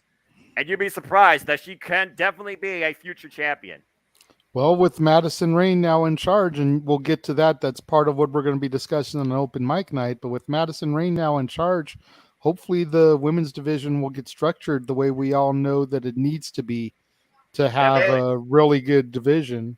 What you need is her to manage it, and maybe somebody else to hire talent or have her hire talent at this point. So we'll see what happens. But we got to see what happens over time. And hello, Datia. For those that don't know, please follow Datia on Twitter and on YouTube. She does the Impact recaps and reviews, as well as power rankings for Talk Absolute Nothing of Impact Wrestling. Great friend, great wrestling personality. Go check out her. Sounds like a female stat person there, so someone stat boy may want to talk to. Do you know if Madison Rayne is done with Impact? Not fully, but as we know, Impact Wrestling, they are, pre-recorded session tapings, because I've been there live. I know how their structure works. And with Madison Rayne now part of AEW, it's hard to say, especially because I do feel like there is still that idea of AEW working with Impact Wrestling as they're open to work with anybody. So I definitely would not rule out Madison Rayne done with Impact. Just doing something else for now. Yeah. I definitely think she may be kind of jumping in the back seat a little bit as far as Impact goes. Maybe not be as highly featured. But when they need her for an angle or a pay-per-view or something, she'll definitely still be there to help out if needed, I think. I hope so, because she's actually really impressed me with her tag team run with the Influence, honestly. I kind of want to see where that was going to go. It's funny because back in the day, I was not a fan of the Beautiful People. No. Me and Jeff both got blocked by Madison. I talked some massive crap about her, and Jeff kind of got blocked by proxy being affiliated with me. It was kind of hilarious. But I just was not impressed by the Beautiful People, but then here I am. I wasn't impressed by her as a wrestler. Now I'm way more impressed with her as a wrestler. I don't know what happened in that time. But here's the irony of the situation. You fast forward 10, 15 years, and I love Toxic Attraction, and it's basically the same freaking gimmick. Yeah. Oh, okay. It was really, Velvet. My bad. I got them mixed up. Yes. Yes. I forgot you don't. I forgot you don't like Mr. Matthews. Mr. Matthews, that wasn't wise, man. That wasn't wise. I will follow her right now, live. There you go. Followed. Datia. And Dante also points out if she leaves Impact, they will be down another women's tag team. They need the tag division. I just said just have Impact work with the women's division in AEW at this point. Why the hell not? You gotta wait and see, James. There you go. It's optimistic, but also I think about this with the death of the AEW at the Impact Women's Division. It was probably they do form some other like tag team and kind of make a story out of it. It's one thing to put two people together. It's another thing to bring them together through storytelling. Speaking of storytelling, you want to talk about tag teams? FTR returns this Wednesday at Quake by the Lake. Who knows what's ahead for these two? Well, I know they just got done having a 6-man tag team match at New Japan. Is that correct, Noah? Yes, and Aussie Open got the win. Ooh, so we're gonna get an Aussie Open FTR match? Sign me up. I wouldn't rule it out. It just comes down to where you're going to do it. AEW and GPW strong. But speaking It's of got to be AEW, it's got to be New Japan Strong. It's got to be for the tag titles, right? I mean, come on. it makes sense, right? We got Bobby Cruz.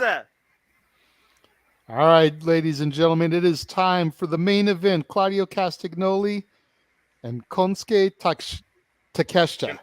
Bless you. I'm trying, Brilliant. guys. Kano. Konosuke Takeshita. Yes, you. Yay! I'll Good get luck, it eventually, guys. Oh, get proud of you, JJ. Thank James, you, Noah. This is going Thank to you. be one hell of a match. Konosuke Takeshita, who literally exploded on the scene here in AEW, endorsed by the cleaner Kenny Omega, just under 10 years of experience.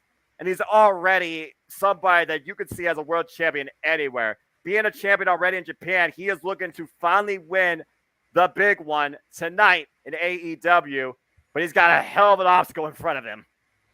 Yeah, he does. I was doing my research on him, and I discovered that his debut match was against El Generico. If anybody has a way for me to see that match, I would love to take a look at that. You know, again, going back as far as I do with Generico to Pro Wrestling Guerrilla, and of course now the current Sami Zayn, I would love to take a look at that match and see what those two put on together 10 years ago. There you go.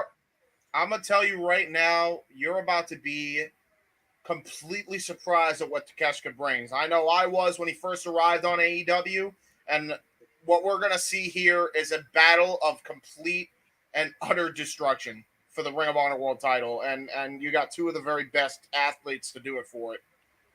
Yeah, what little bit I've seen of Takeshita, I'm definitely impressed, but I feel like I'm still too new to him to really put a proper spin on his abilities. So I definitely need to do my homework and see more tape, more footage, more matches of him. But just the little bit I saw of him on Rampage this past week against Ryan Nemeth, I thought was amazing. Oh, this is going to be good. We got William Regal on commentary, Caprice Coleman, and Excalibur and Taz. Referee Paul Turner holds up the prestigious Ring of Honor World Championship. James, you know what to do when that bell rings. This is going to be good. Yeah, you damn right. Members are set into the middle of the ring. The code of honor is met. Here we go. Good Lord. They both went immediately for the shot. Yeah, tried to go for that Swiss death uppercut early, but couldn't get it. Oh, wow. Yeah, James, you're not going to be able to say a lot unless we get a moment to breathe here, because already out of the gates, these two looking for the killing first shot. Yeah, both of them were. Both of them absolutely were.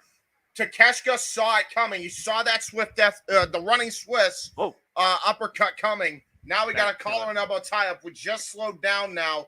Yeah, for a moment. Both of them were trying to end it early. A keyword for a moment. Again, Claudio Castagnoli has 2,300 matches in his historic 21-year career. But the thing about Konosuke Takeshita, shoulders down. For a guy that's only been involved in this game for 10 years, he's already been involved in 900 matches. Yeah, and that's a crazy, crazy statistic. He's already halfway to Claudio's match record. Not quite halfway, but a little bit over a third. Of course, we all know Claudio Castagnoli. We can talk about his accolades all day, not just in the WWE, but of course, PWG, WXW, and finally claiming his first Ring of Honor World Heavyweight Championship against the Octopus Jonathan Gresham back at Before Dishonor. Now take a look at this. Look at that Greco-Roman knuckle lock on the left arm here. Now onto the right, going to try to keep him pinned, but nice bridge up by Takeshita. Takeshita now trying to keep himself leveraged up here, and now going to try to use his agility to match Claudio's strength here. Oh, and Claudio brings Claudio's him back just too down, but damn look at strong. that. Look at that bridge, though. Look at the neck strength. And we all know the disciplines that everybody in Japanese pro wrestling goes through when it comes to their neck. This is brutal. Brutal landing here for his neck. But look at that. Oh, wait a minute. Monkey flip by Konosuke trying to roll over. Wow. Oh, my God. And Claudio with his own goddamn monkey flip. He just sent Takeshita all the way to goddamn Mars. I love this sport so damn much. And now here we go. Another stalemate here. Takeshita smiling. He loves this. You got to appreciate the amount of athleticism and the level of competition we're seeing here being brought out by both these men and each other. Another shake of the hands here, and here we go. Another. It's more like an exhibition for these two here. Might as well be. Oh, look at this. Ooh, nice takedown there. Claudio's such a student in the game here. And, oh, wait a minute. Look at this, though. Takeshita. Now he's targeting the leg of Claudio. Got him in a leg lock of sorts here. Crowd chanting, this is awesome. Claudio Castagnoli, bit of the urgent moment here right now. Especially chanting, this is awesome and not this is wrestling. Because it is wrestling. This is absolutely pure wrestling here. At any show, you get quality wrestling. You chant, this is awesome. But before we know it, this might devolve into this is wrestling for all we know. As Konosuke tries to get Claudio off of him, and Claudio still holds onto the arm. What's now? Off the ropes. Looking for the... got it! Nice hip toss there by Konosuke. Setting up here for another maneuver of sorts here, or another stalemate has happened. Konosuke Takeshita recently involved in matches against Anthony Henry, John Moxley, Ryan Nemeth, Eddie Kingston. Look at this. We got Regal right now giving us the... it's just a complete mat clinic here between these guys. They're trying to exchange holds here. This is quite interesting because for Konosuke's matches, he's usually about that explosive power. We're getting more of a technical side of him in this bout. Yeah, absolutely. Bringing Claudio down to one knee. Front face lock here. Front face lock trying to get Claudio grounded here, but gets caught in a wrist lock. Claudio's just too strong, James. He's working the arm now. Ooh. And now into a side headlock takeover. Hey, didn't MJF beat Darby Allin with one of those, I thought? Oh, look at this! Reversal pressure shoulder. Watch the shoulders. Almost got both shoulders down with that reversal there. Konosuke Takeshita been in the rings also with the likes of the Golden Lovers, Kota Ibushi, Kenny Omega, mixed tag team action, Michael Satomura, El Lindemann, of course, with OWE. So Konosuke has definitely been tested his entire career, trained by the great Nakayama, and right now Claudio underneath. Oh, wait. Trying to go for that hip toss again was Takeshita. And there's a wrestling takedown. Vintage Claudio there. And, of course, Claudio made his AEW debut at Forbidden Door, beating Zack Sabre Jr. Ooh, nice calf kick there by Konosuke. Konosuke just showed a lot there. He was able to counter Claudio's maneuvers. He's done his homework. And meanwhile, Daniel with a comment here, but when it comes to the main event, crowd was really, really pumped. Even I was shouting for his second match because it was really, really good. Even some of the crowd was giving a standing ovation. Oh, well, I've already seen some people stand with the feats of athleticism. Oh, man. Wow. That's a shot. That's one of those shots that make Konosuke a 5-time KOD champion in his home promotion, DDT Pro in Japan. And meanwhile, Claudio looking to fall. Oh, clubbing shot to the back. Here we go. Now look at this. Into an Irish curse backbreaker. Shades of his old bar tag team partner, Sheamus. And now into a tilt-a-whirl backbreaker for good measure. And Claudio Castagnoli turns the tide around, changes momentum back into his favor. Now and right now, cover two, not to the leg and a kick out. As we go to restaurant quality, picture-in-picture, both these men are definitely wearing the other down. We look at Konosuke Takeshita, and Claudio right now is exploiting the lower back. You look at Takeshita's offense, he's either going to try and jack Claudio's jaw or work the arm. Speaking of arms, there's a vicious European uppercut. And James, I still dare you to find me another person to this day that delivers a meaner European uppercut than Claudio Castagnoli. The short answer is I can't, and I won't try. Oh! There's a nice back suplex right on the back of Konosuke's head. Now going for another lateral press and a kick out. Claudio right now slowing down Konosuke. Again, we all know the explosive nature of Takesuke's offense, whether it's that flying clothesline off the ropes or that running, jumping knee strike or that blue thunder bomb. Any of those could be a lights-out maneuver in this bout. Oh, my God. Look at this submission right now. Look at that. A formation of a regal stretch and with surfboard stretch of sorts. Got his elbow right to the small of the upper back here. He's got his knee in the small of the back on the spine. He's got his arm right on his upper back. That's such a brutal hold. Well, I mean, you talk about what he exploits here. So he's exploiting the lower back, like we said. He's also working the neck, which, of course, we know is highly disciplined in the art of Japanese pro wrestling. And now he's looking for a straitjacket to try and cut off the oxygen, it seems. Yeah, and not only was he looking for a straitjacket, he transitioned out of the Dragon Sleeper, shades of the Undertaker variation there. The shades of Cold Skull Sonata, who, of course, implies the Dragon Sleeper in almost all of his matches, the Skull End. And right now, Konosuke fighting back. There we go. Elbows right to the gut here. That's what you got to do against Claudio. You got to try to take out the lower base. Again, Claudio's power. But Claudio is just as dangerous on the mat as he is on his feet. Nice maneuvering there. Look at that, blocking the suplexes, Konosuke. And there are some liver shots there by Claudio. Oh, someone's trying to get leverage here. Can he lift him up? No, he counters. Claudio, though. Both these men looking for the suplex here. Good grief. Yeah, it's a complete... Oh, wow. He got him! There's a stalling suplex by Konosuke! Talk about strength there! And that finally will allow Konosuke a bit of time to breathe. And that's exactly what he needed, Noah. No kidding. Daniel, that main event made me want... Yeah, I definitely agree. Data, we did. Go check out... Oh, God! And Konosuke just got dropped. Yeah, he got dropped with a hard shot. We did watch Ric Flair's match last Sunday. We did a play-by-play commentary watch-along. Me and Jeff did. Feel free to check that out. It was quite an interesting independent wrestling show. Oh, backbreaker. Man, people are working the back all night, it seems.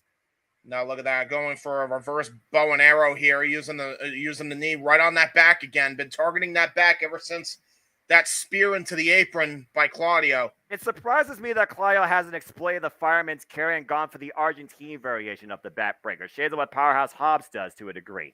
Everything that Claudio's been doing with Konosuke has been focusing on attacking him using the base of his body. Speaking of which. Look at that. Using his rugby background. Just let's not forget about that. Right to the back. That's a full-on contact sport. That ain't football. That ain't football. That is just people colliding knees and arms with each other in hopes of kicking a ball and a goal. And we're back now. And now Konosuke, he's trying to get back up here. Look at this. Trying to reverse the pressure here. He's trying, James. He's trying. Can he do it, though? Oh, back elbow strike. Elbow strike. Right to the back, though. Double again, sledge. He's once again working over that back. I don't see everyone else's comments. I don't know why. I can't see them. Oh, you might be on a certain channel because this is being streamed across multiple platforms. But welcome to the party. Jeez. Oh, man. What a vicious uppercut here. Irish whip. Konosuke into the other corner. Konosuke with the back elbow strike trying to fight back. Claudio a bit rocked there. Konosuke up the second rope. Claudio might be looking for that drop kick. We all know the height. Claudio can reach. Wait a minute. Whoa! Nice Hurricane Rana there by Konosuke. Another clubbing shot with the forearm, but Claudio reversal, clothesline, doesn't do the clothesline. Konosuke picks up speed. Here we go. Flying clothesline. Shades Undertaker right there by Konosuke. And that woke the crowd a little bit, but again, can Konosuke capitalize? How much of that he took out himself doing that? Excuse me.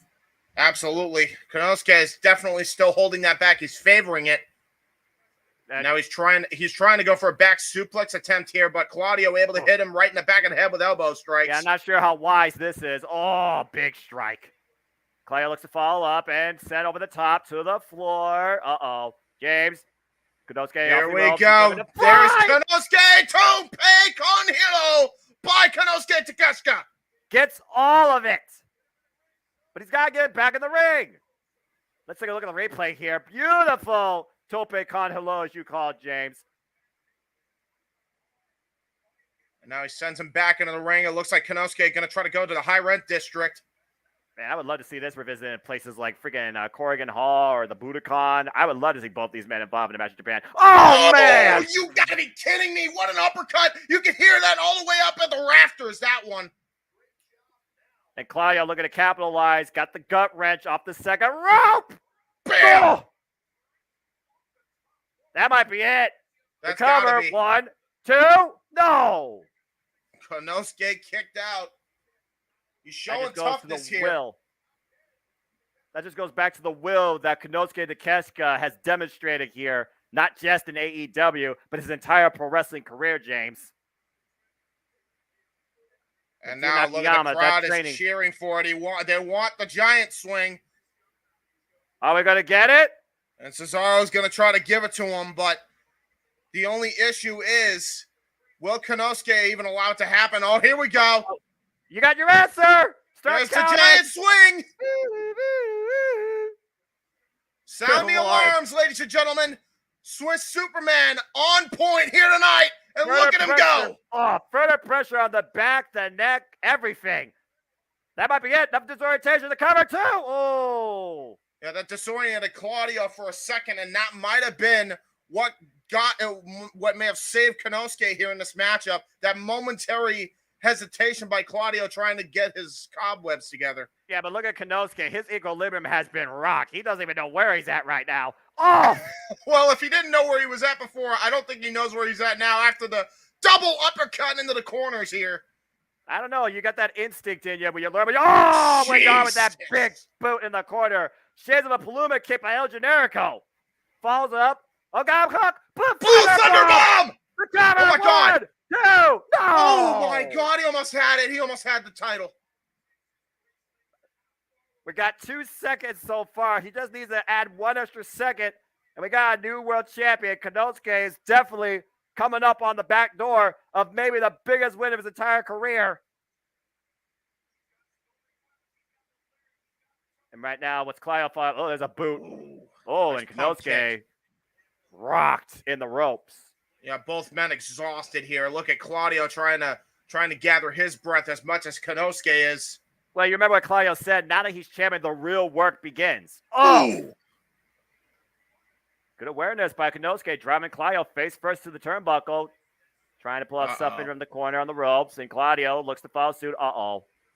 This might not be good for Konosuke. We already got a gut wrench from here earlier, James. What the hell else could happen here? Well, I don't know, but this doesn't look good for either second. man here. What the hell is Konosuke trying to do here? Wait, whoa. Oh! A front suplex right to the face, right to the mush of Claudio Castagnoli. It was DDT, fall with a splash, didn't get off it, but the cover too, no! Wow. That was innovative.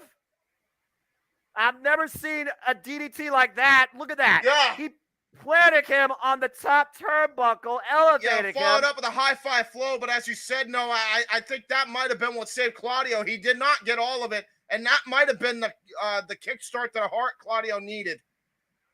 No kidding. And Konosuke goes to fall, looking for that knee strike. Claudio catches it. Yeah, trying to go for the final flash knee, Wait a trying minute. to go for the Swiss uppercut. Next leg. Nope. Doesn't leave the clothesline. Konosuke picks up speed, comes out the ropes, doesn't leave that clothesline, picks up speed. Like, oh my God! What a goddamn uppercut. That's 1, it. 2, out midair. Oh! You're kidding me. He kicked out on instinct. He caught him with a European uppercut out of a mid-air attempted flying clothesline, and now looking for the sharpshooter. Wow. Oh, Konosuke's got to raise his body up, got to find the ropes. Oh, and now into a crossface. Oh, wait a minute. Rolling it back to the middle. That was brilliant by Claudio. But Oh, wait a minute. Look at that reverse the Konosuke. pressure. Into a cover pin here. Ooh, both men had abandoned that. That was a great countermeasure by Konosuke. I don't think this is wise. That is not wise at all. Oh, here we go. But you know I think Claudio wants this, James. I think Claudio wants this. Yeah, you know how the Blackpool Combat Club operates, Noah. Yeah, of They course. love a good fight. Forced in combat. Oh, that's their knee. Big Oh, what a suplex. stack German suplex. The Claudio back on his feet. God, what a lariat. And Konosuke's back up on his feet. Catches Claudio with another suplex. Claudio back up on his feet. What the hell? What a lariat by Konosuke. Both men down now. He And there's Konosuke into the cover. No! Oh, my God. Claudio almost lost the title. 2.5. After that ridiculous exchange of offense by both men, with Konosuke getting the last shot in. Oh, And this crowd is absolutely electric. They're on their feet. Every member of this audience now standing up and applauding these men. this is for the Ring of Honor World Championship. This is what defines you as the best professional wrestler on the planet. This is the standard that this title has built of its 20-plus year legacy, and we're seeing it demonstrated by both men here tonight in the main event of Battle of the Belts 3. And right now, Keno's Now look at that, trying to go for a discus elbow and just got caught with that Swiss uppercut. Pop up. Now pop-up variation. Oh, wait a minute. He got caught. He got caught. No! Oh, my God. God! Oh, there's a flash knee. Brainbuster! Brainbuster! Oh, my God. They're coming! New champion! New champion! No! Wow. What a back and forth matchup. Without question, this has got to be the match of the entire AEW week as we see the Brainbuster. He damn near knocked Claudio's lights out without move. 2.99. Doesn't get closer than that without the bell ringing. What's it going to take? Takes the elbow pad off. Konosuke in the fight of his life. No doubt. Now, save it about Claudio, look at though. this, trying to go for that discus elbow, and he connects with it. But, James, remember, Clay has that mouthpiece in his mouth to help prevent a knockout. That is true. Oh, and the back giving away. He's looking for a power bomb, maybe Tiger Driver. And Claudio, now the look at that, reversal. trying to go Like, for roll back up, body Konosuke, drop. shoulders down, legs over. Oh, God! Jesus, what an uppercut into the double stomp. And he did go with the pin, though. He did go with the pin, looking for the straight jacket. Got him up for the recall. What? Oh! Konosuke rolled through. Hooks the leg. 2. No! Oh, my God. How close was that? Are you kidding me? How the hell did Konosuke do that counter to the Ricola bomb? You are looking at a champion and a championship level challenger here tonight on AEW, ladies and gentlemen. That it goes without question. What the hell is Konosuke looking for here now? Claudio just trying to get his bearings. Blocks the suplex attempt. Big elbow strike. Looking for a discus. Konosuke ducks underneath. Konosuke follow up. Gets caught. Gets caught. Oh! Death Valley Driver. Holy hell. Oh, now look at that. Claudio's head on the back is actually cut open. But look at that move. That move, James, had to be out of desperation. How the hell he pulled it off, I don't know. But neither man right now able to capitalize. Take a replay. God! That was brutal. Man, that he got him right on the top of his head, too. All right, both men back up, and we're back to the striking exchange. So you gets the better of this one. Grit your teeth. This is unbelievable, this fight here. Like Claudio, springboard uppercut. Corkscrew springboard uppercut. God, a follow-up lariat. And now, hook in the arm. There's the hammering anvil elbows by Claudio Castagnoli, staple of the Blackpool Combat Club. A staple of Bryan Danielson. Now it's going to try to go for the Ricola bomb here. He's got him up. Ricola! Claudio retains the title. My God. What a freaking match. Holy shit. Take nothing away from what Konosuke Takeshita showed us here tonight. That was a hell of a battle. Yeah, definitely not a surprise in the finish, but man, what a contest. Takeshita, once again, just totally impressed the hell out of me. Konosuke Takeshita belongs up there with the men that have held this Ring of Honor title. He went move for move tonight, physical and technical, with Claudio Castagnoli in one hell of a fight. What a great matchup here. Well, that concludes this Battle of the Belts in this first half of the Champion Number production. For James Hebert, JJ, and the Stat Boy, I'm the Cement Noah Foster, and now we turn face over to the second half of this production. What a Battle of the Belts. Woo! That was awesome. Wow, what a match. That's professional wrestling! Damn it! Damn it! Buy a shirt. Buy a shirt. Buy that. Oh, my. Congratulations. Yes, please. Yep. Cool. What is Jeff doing to us? I'm cool with it. You know what? Toni Storm is on the cover of Fitness Girls. The girl's got the body, the physique, and the capable athleticism. And hey, Natalya, she's just doing her own thing with her sis. So I'm okay with it. Again, Yeah, women in wrestling can be both beautiful and athletic. And we'll be right back with Open Mic Night following a preview of Casa D18 Studios offering for the month of August.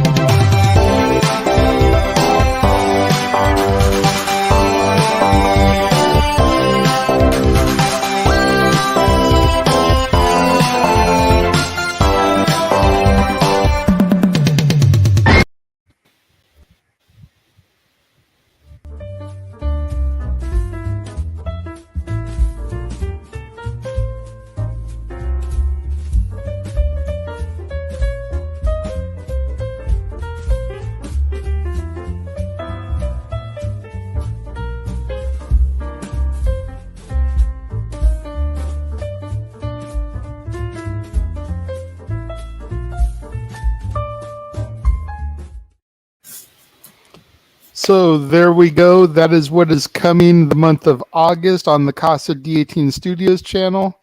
Whew. Yes, Datia, that is the Mighty Morphin Power Rangers movie that you saw in the trailer there. Honestly, You just made when her it came super to happy. that, when it came to, I saw when I went to her Twitter during the main event, I saw that she does Power Ranger content. So I knew if she was still here for that, she was probably going to pop for that. It Yeah, I wasn't honestly going to came spoil down. that for you.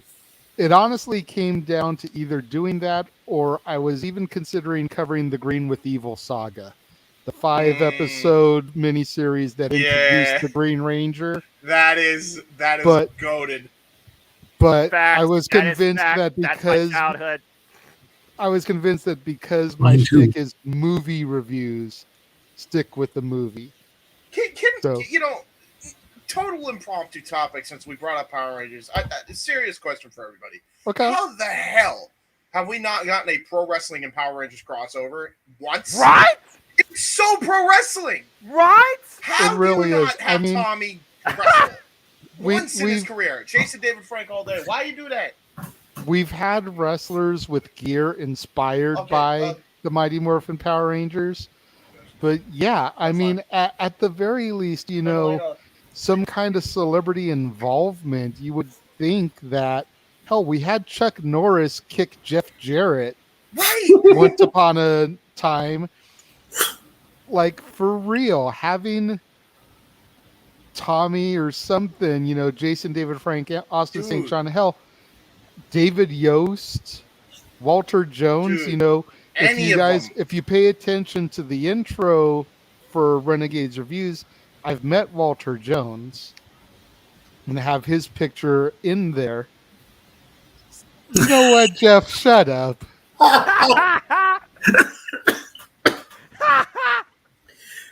You wrong for that. You wrong for that. But He's yeah, out of line. He's out of line. Apparently, he is wrong, according to JJ. the Mighty Well, wait. Morphin Since Power he did Rangers. since he did lose to Flair, does that make him a former Horseman now? He no longer was a part of the Horseman. I don't know. I don't know if that was ever part of the stip or not. Yeah. Oh, Check brilliant. the rule sheet. The Power Rangers is definitely something that I grew up with too, and I really didn't want to like it at first because being as old as I am, I remember the original Power Rangers when it was called Voltron. Oh no! Oh boy! Voltron. Saying, five Voltron. friends, I remember lions that came too. together, form a big old battle bot. It was freaking Power Rangers before there was Power Rangers. And I know Power Rangers started in Japan and came over, but still, like, I grew up with Voltron. So when Power Rangers hit the scene, I was like, what is this wannabe Voltron bullshit? I remember him saying that. But then I saw Green with Evil, and I was like, okay, this shit's got me hooked. Yeah. And to this day, those are the top 5 episodes in the entire original run for me. Green with Evil is better than anything else that they put out. Can't argue that. As far as the Power Morphicon, I haven't even been to any sort of like wrestling convention or con in my whole life, so probably not. Plus, being first time homeowner, I'm still figuring out my wallet. I'm not doing anything else like wrestling after this month. I would love to go to Power Morphicon. I've talked about going to it a few times, but it's always a money issue. Yeah. By the time yeah, it comes around, by the time it rolls around, it's always a money issue. And it's sad because it always comes around my birthday in August. But just money is, I can't justify spending it on myself. And the money's just not there. So there you go. All right. But open mic night. We have 4 topics that we're going to be discussing tonight. We got one we're going to get into hot off the heels of the AEW special we just had. We have 3 that are a little bit more WWE centric. For those of you that are watching and wondering, we are not going to address tonight the Warner Discovery thing that's going on. We're going to wait until we get a little bit more information about it, a little bit more facts about what the future lies with that before we get in depth about it. So if you want our thoughts about it, you're going to have to super chat us for that topic. Just throwing that out there right now. That is not on our itinerary. I'll do this one for Jeff. In other words, we're not going by Davy Boy's freaking word. Okay, we're just not gonna do it. So wait until more information comes out. There you go. Wouldn't be prudent at this juncture. Anyways, and if y'all get that, then I get that. I get that reference. I get the reference. So, first FDM. topic on the agenda, coming straight out of the AEW Battle of the Belts, the announcement that was made this week about the expansion of the development team and talent relations. Tony Khan announced the expansion to the team with the promotions of staff members including Sanjay Dutt, QT Marshall, Pat Buck, and Tony Schiavone. In addition, the addition of Madison Rayne as a coach in the women's division. Sanjay Dutt is the vice president of production and creative. He's going to be coordinating storylines and be a liaison between post-production and key staff. You've got QT Marshall, who's been promoted to vice president of show and creative. He's going to be managing the show elements, including planning programs, storylines, character development, etc. Pat Buck, Vice President of Talent Development, be a liaison with the talent and production, oversee the coaches, provide input on matches and promos, and lead the talent relations team. Tony Schiavone is the senior producer and special advisor to the talent. He's going to be working directly with the talent, part of the talent relations team. Madison Rain, of course, coach for the women's division, kicked off her new role in Columbus, Ohio.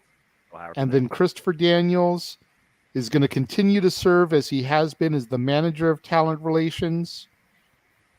Team's going to remain in close contact with legal and talent resources, led by Margaret Stalvey, Chris Peck, and Mega Parekh. Close enough. Not sure how to pronounce that. I apologize for butchering the last name, though. The K and H throws it off, but continue. But yeah, I mean, this is big news for the future of AEW. Obviously, they took note of the Vince McMahon retirement. They took note of where Hunter is as far as creative, and Stephanie and Nick Khan and what's going on. And Tony Khan, I feel, has been smart in trying to research their structure and try to structure AEW a little bit more in the same vein. Right. I personally, being one of the newer AEW fans to the room, can only see this as a positive and nothing but good things on the road ahead for AEW as a result of this. Noah, where does this lead AEW in the very near future, and even 5-10 years down the road, assuming the Warner Media thing doesn't have the hindrance that it potentially could? Well, if you're ever going to grow your product, communication is key. That's just the freaking statement of life, and that goes to anything in and out of the professional wrestling industry. With all these different fronts and these leaders to help guide your product, to help move talent, to help motivate them, to communicate with them. When you can't get a hold of Tony Khan necessarily, who's like the end all be all, but not the only say in all. It can only mean brighter things going forward. For the longest time, the biggest criticism we've had about AEW is the women's division. They finally got somebody involved with the experience in and out of the ring that will help with coaching. And yes, I know that Dustin also helps as well. And we also have Serena Deeb that helps to a degree. But having Madison Rain adds a whole lot more to the forefront because it feels like she's going to be more direct. We already got a bit of that approach when she fought against Layla Gray. Layla Gray, okay, she's still got some time to grow. Nice showing on AEW Rampage. And now we're going to see how Jade Cargill really goes with one of the best long-term vets, former Impact Knockouts champions in the game. As far as Tony Schiavone, QT Marshall, I kind of saw that since day one, them being more of the production side, guiding the structure and the way of the product. I mean, you kind of got shades of that on Rampage when you saw Ricky Starks be confronted by the factory. Who was the person to speak up in front to him? QT Marshall. And Pat Buck, we all know his former work with WWE. He was involved in literally producing some matches. And Sanjay Dutt, he has had history with this type of stuff since Ring of Honor. For me, this just provides more avenues for talent to grow, have their voices be heard, and see what the product can do to structure themselves better. Because at the end of the day, morale and communication helps bring a better product, not just what you book on television, because the locker room will feel more comfortable and feel like they're being heard. So this could only mean good things going forward. I can't wait to see what's next.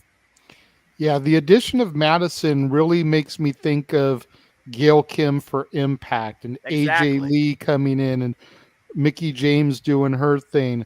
Mikey, what is your takeaway from all this? I mean, I know you're kind of like me and you're still kind of getting your feet with AEW also, but with the addition of Madison Rain and the structuring that's been going on, what do you see going forward with AEW? What I saw on first look is I'm comparing this to athletes in the other major sports leagues that have finished their physical job and they are still trying to hold on to that which holds them dear. You see it in the NFL, you see it in Major League Baseball, you see it in basketball, you see it in hockey, you see it in NASCAR.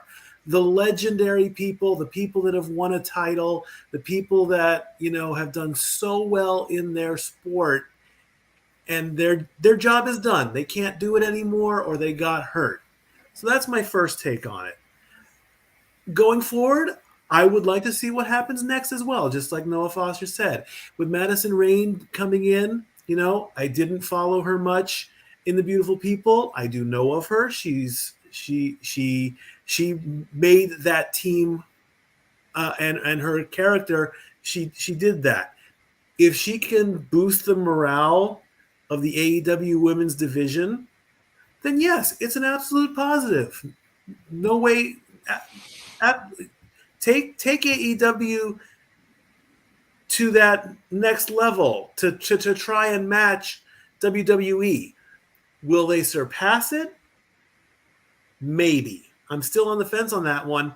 If Triple H hadn't come back, and if Vince didn't go away, then maybe they would get closer and closer to where they finally would pass them. But hey, it's like a clean slate. It's like or you're building the next level. See where it goes.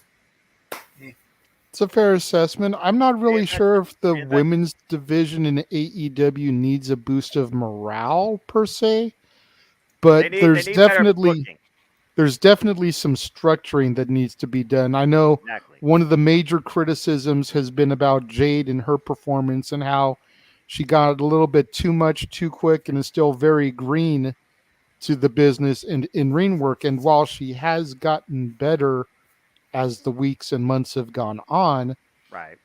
if she had had somebody like a Madison in the beginning, who knows where she could be today.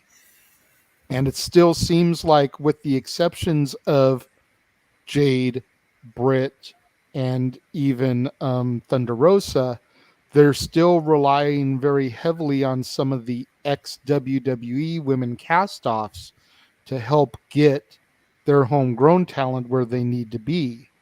James, what do you see for this going forward? And James, the producer has a kind of like an interesting point here, because one name we're not talking about, who's been involved in talent relations as well and the production side, is good old JR Jim Ross. So feel free to add this question to your thoughts, because he does make kind of an interesting point. Well, honestly, when it comes down to the issue with the women, which is probably the true thing they need to work on the most, the issue comes down to I think a lot of people realize they have a good roster, but they still need that big name.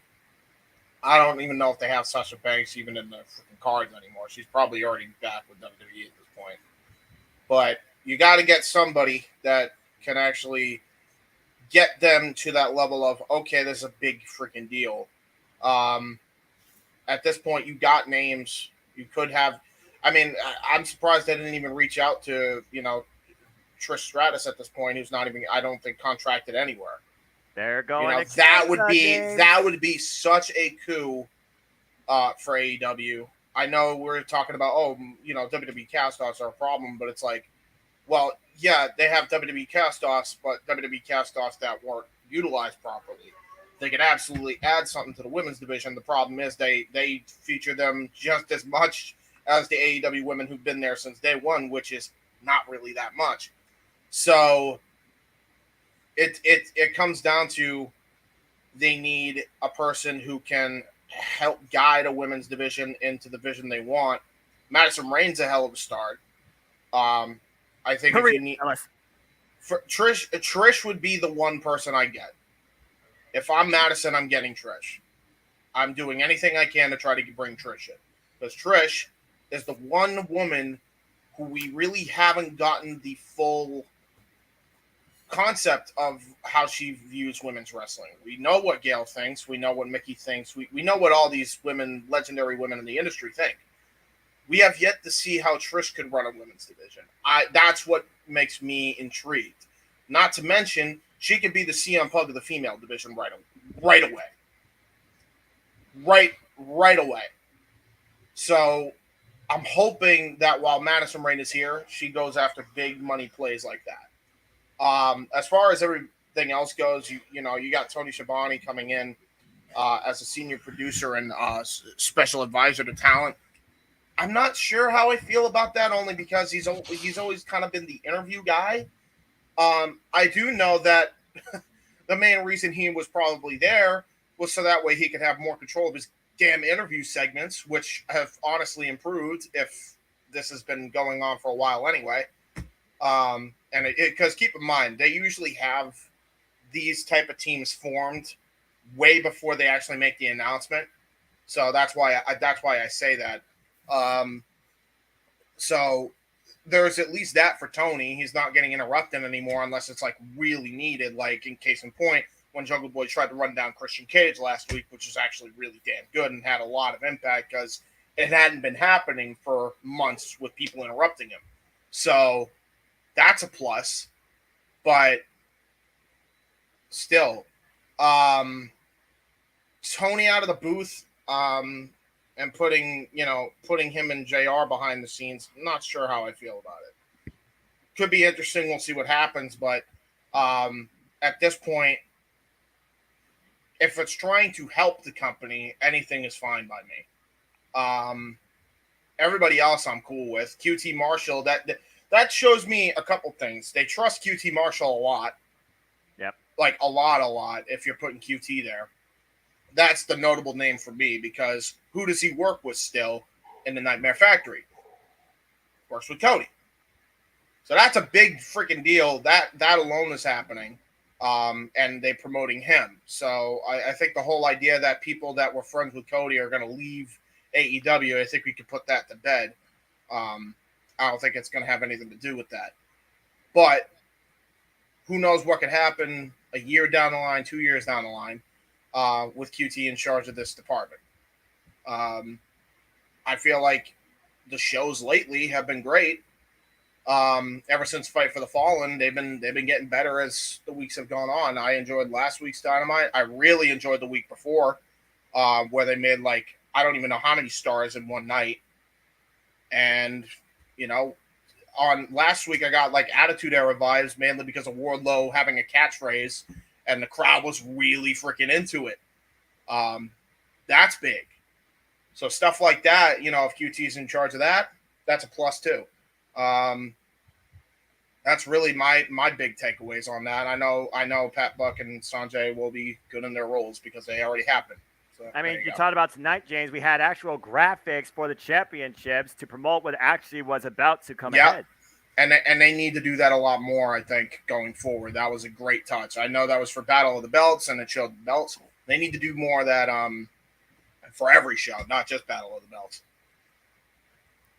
Agree. I mean, one of the things about AEW for me, and again, I'm gonna keep saying it until I've beat the horse dead. I'm still new to the company, but most of the Dynamites and Rampages that I've been watching, they may be good in the moment. I wouldn't say that any of them have been bad shows, but they don't really leave a lasting impression. Where a couple days later, I'm like, oh man, did you see what happened with such and such on Dynamite? Like the old Attitude Era or even some of the Ruthless Aggression Era stuff did in WWE. There's not anything right now that's that water cooler talk. I'm not seeing any of those type of big moments coming out of the shows. And hopefully with these people now that are going to be elevated up and more production status, we can get a little bit of that because I think they need some of those water cooler type of moments to help them get their ratings to where they want to be. I know they definitely want to be at the million mark each week. And regardless of what we think about ratings being old, the Nielsen's not being what they used to be, not taken into consideration, streaming and whatnot. They want to try to get to that level, if for no other reason, but for advertising revenue and whatever outside projects they want to do, more stuff like the video game, etc. They want to know that they're reaching that type of audience. And I think if they can get some more of those water cooler type moments, they're going to help boost that viewership up to the level where they really want to get to, and then they can continue their journey upwards. That's a fair point too. But again, we also got to consider this: AEW. They are literally still the new kids on the block in this entire professional wrestling industry on this scale. We haven't seen anything on this scale in this industry for the longest daggum time. So the fact that we're already seeing this corporate restructuring, I feel is already a positive start in their continued evolution of the company. You think about the roster, what it started with, and how they've grown from there. You think about the booking strategies. You Mhm. think about the outreaches. You think about the collaboration projects they've worked on. You think about the deals that they've accomplished with New Japan Pro Wrestling. You think about the markets they're trying to reach now with Canada coming up. So again, it's just all at the end of the day progression. But change is good. And this right Yeah. here, these changes yield nothing, I feel, but positive stuff ahead at the forefront. What they need, Definitely. what they need to add, and I'm surprised they haven't added it, is somebody in charge with I don't even know how to say the name of the title, but do you guys remember when?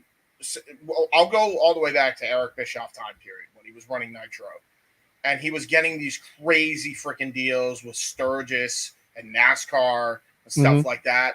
Mhm. Like I'm not saying they have to get specifically those, but I'm using that as an example. We Right, need right, right. somebody in the department of that because that would drastically improve AEW's viewership, I think, because more eyeballs from other products will hopefully gravitate to eyeballs to yours, right? Like a branding officer?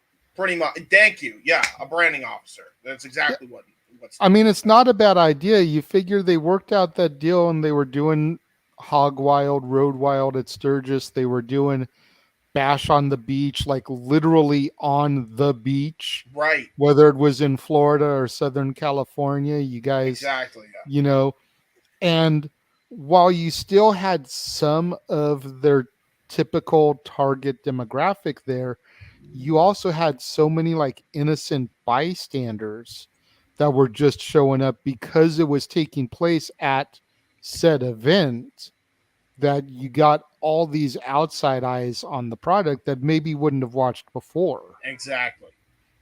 If they could work out a thing and maybe do like a show at the Daytona 500 Yes. Or where you're going to have, for lack of a better term, because I don't want to, alienate or discriminate on the audience, but, wrestling and especially Southern wrestling has always been like that redneck wrestling type of demo. and that really carries through into NASCAR. But if you do a show where you're going to have a lot of those eyes there anyways that maybe don't watch the product, merchandise sales, ratings in future weeks be like, oh man, I liked what I saw there at the Daytona races. I'm gonna have to go home and check out what day did they say their show is? What time?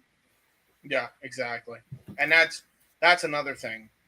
You mentioned all these different locations they could do, right? Mm-hmm. You need to start small, and AEW is starting small. The problem is they're starting small within the section of the audience they already have.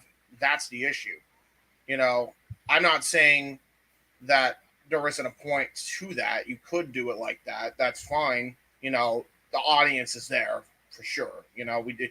Shane Wells talked about it on No DQ how we got a legacy audience in pro wrestling of 3 million people. So you're bound to get some of that audience there, close to a million every week, which is great for AEW. But you can grow that. These are the ways you can grow that. Yeah.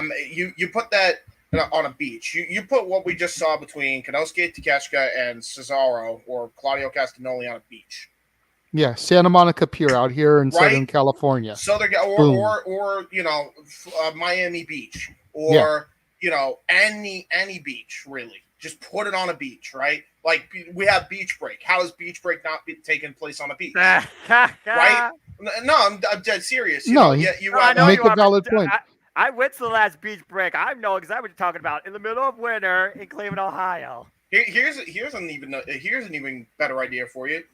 We got Fighter Fest, right? I know the whole idea is it's a term on Fire Fest, but why not have Fighter Fest in like a martial arts gym. Like, why not? Here's a great example. Why not have an AEW Fighter Fest in, American Top Team's gym and have a special show there? Stuff like that can go Not a a bad long idea. way for building up viewership. But again, you also got to book that far in advance because you're also considering these type of booking scenarios. You got to make sure you actually can book the venue, and that's a lot of thing also that could really hold down. It's where you can book at the time you want to. Mm. Here's another place, and I know Stat Boy here will get the reference, and producer, off camera will get the reference. I don't know if you guys have ever been out here in SoCal, but put a ring right in the middle of the Esplanade there at Disneyland. Yes. You've got a huge opening between where the main gate is for the main park at Disneyland and where the gate is for the entrance to DCA. You put a 20 by 20 right in the middle, let people kind of like crowd around and check it out as they're bouncing between parks. Some people won't stop because, oh man, we got a fast pass for Space Mountain. We gotta get to that, but then there's the people that are going to be walking around and be like, is that Bryan Danielson what is he doing in a ring at Disneyland? Right. Or here's one for you as well. You talked about Disneyland. They're also got to deal with Universal Studios for AEW Dark. Why not have? There you go. You don't have to Universal do it in Hollywood Studio. You could do it in Universal Hollywood, right in the front gate, anywhere, right there, right? City Walk. Yeah. Universal City Walk. You've got Florida. You've got LA. Right there. And you got Ring of Honor too, which is a part of the AEW umbrella. Why not have why not do like Ring of Honor and like a high school football field and build some more bleachers and seats? That would be innovative. Last time we saw like an arena being built in like some sort of parking lot or football field or whatever, like first thing that comes to mind is like WrestleMania 9. So stuff like that, again, can go a long way to increasing the viewership over time. It's not going to happen overnight, but little steps like that can build that audience, can get more eyes on the product. There you go. Absolutely. The less we talk about WrestleMania 9, the better. That was one of the worst WrestleManias, but I totally get where you're coming from. No, I get where you're coming from. And just to put my 2 cents in on what Jeff had thrown up way back there about Shivani and JR, I don't know if Shivani moving to this producer role is necessarily going to take him out of the booth per se. I don't think it will. We all know that JR is limited in what he can do anyways. He's one of those legendary mouthpieces. I think if you throw him behind the scenes working with talent and everything like he did back in the day, his health is such as that it could deteriorate and we could lose him a lot sooner rather than later. You got to consider the mental impact of that job as well. Like he talked about it in his book Under the Black Hat back when he used to do it, and the type of stuff and the type of days that sometimes he went home to his wife and he wasn't sure how to necessarily handle what came with it, and who he had to deal with fire and hire following, the big man's blueprint, etc. So, what's up, Step Boy? What's up? I don't want to ruffle any feathers with producer Jeff there, but City Walk can handle some pretty good events. I mean, if you remember, they actually did have a wrestling themed event there. I think right there in front of the Hard Rock was the majority of the space. So if you're thinking, if you're saying they don't have space for the ring, that I can understand. But I think that's what he's talking about, is trying to set up a full-on 20 by 20 and do a show there. Okay. There's a little bit more space in like downtown Disney on both coasts for something like that than there is at City Walk. I have another thing I want to bring up. Got it. As far as like people getting more people to watch the product. Go for it, James. I remember as they're running out, and I'm reliving it now thanks to Wrestling Bios. If you have not watched the channel, I don't know what you're doing on YouTube, and you're a wrestling fan. Go watch I check out Wrestling Bios from time to time when I see a good topic pop up. He has a series called Reliving the War where he literally reviews both Raw and Nitro back to back every single week on Thursdays. It's a staple of my day pretty much. I go and watch it, and if I can't watch it for like a certain amount of weeks, I binge watch a bunch of episodes. As I was watching the episodes leading up to 1998, we're about to go into 1998 on Reliving the War. WWF and WCW were doing these outside events outside of their main shows that were bringing in eyeballs to the product. That is a must. That should be happening a lot more often as well in wrestling, because I think that could also bring eyeballs to the product. You know, greatest example that comes to mind is when WWF went public in '99 and The Rock came out, and the crowd in Times Square is going ballistic, and he's just standing there with Coach. Yeah. Stuff like that can go a long freaking way. You know? Well, something else that they need to do is, and I know they do meet and greets with certain people prior to the events. You know, you'll go to a certain section in the concourse, whatever, and they have, you know, 2 or 3 different people doing meet and greets. WCW did that back in the day. I actually met David Flair and 2 of the Nitro girls at the Thunder that I went to in Long Beach, because they were doing something like that. But they need to find something that they can partner with, like how WWE has cricket, where they can have talent going out and spreading the word and doing meet and greets in their off time, not just at the arena day of to the people that bought the tickets, but maybe the week or 2 prior to going to that area, so that people that maybe haven't bought a ticket yet or that don't know that they're coming to town can come in and get the heads up, you know?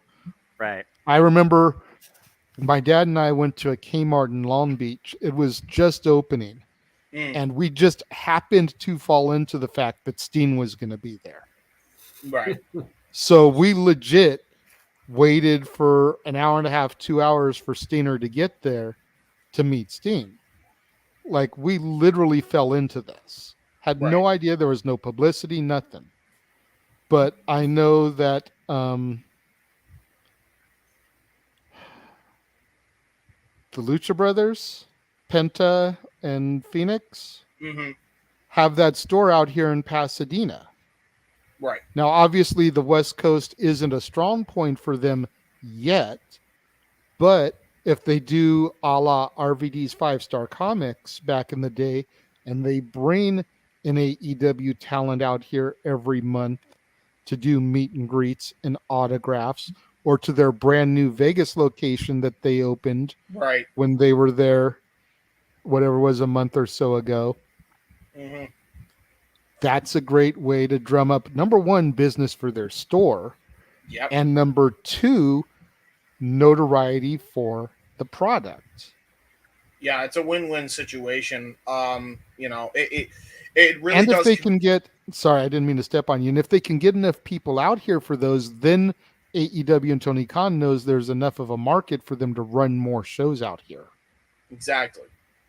And I think they need to do specialty shows, and I'm not just talking about names. I'm talking about like in outdoor arenas, kind of like the most innovative show looking thing that I've seen AEW produce to this day.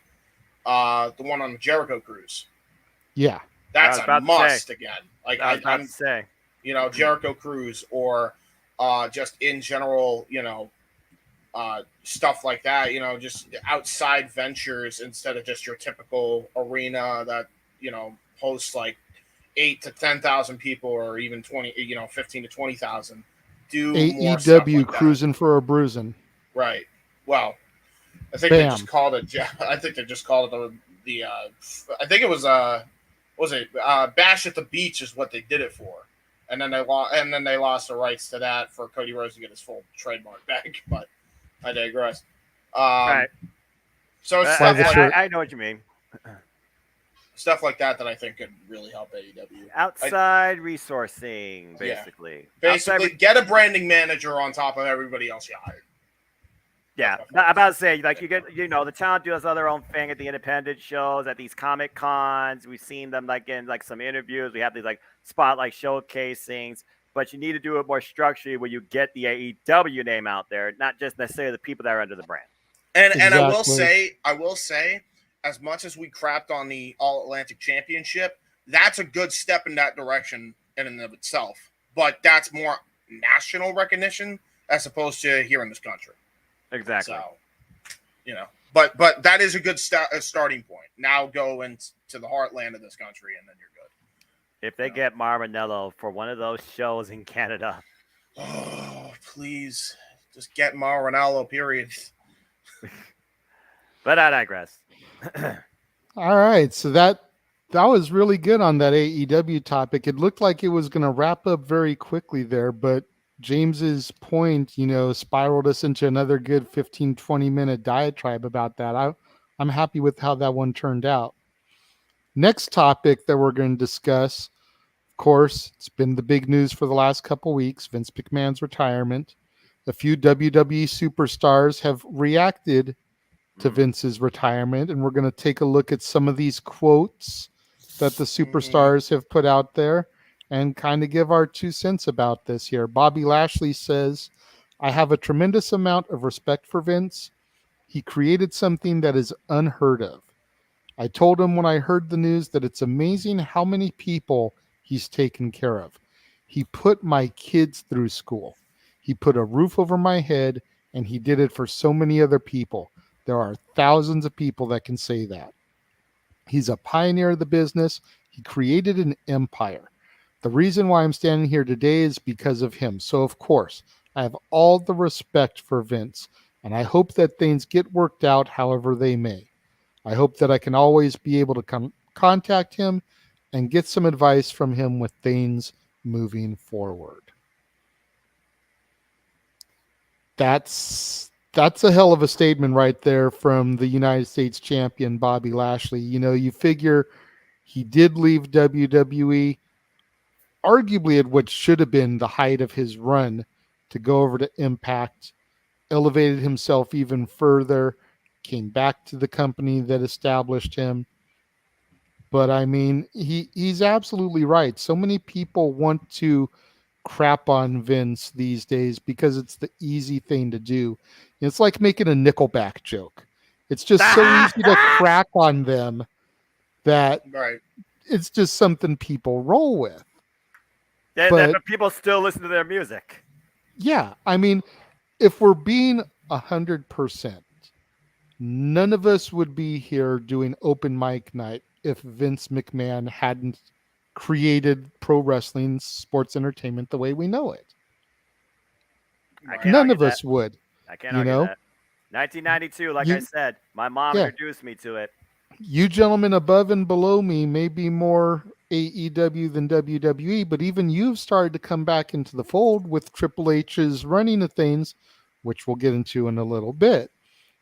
But y'all initially, there was no AEW when you became fans. So you either became fans of WCW or World Wrestling Entertainment. And either way, it's because of something Vince did back in the 80s.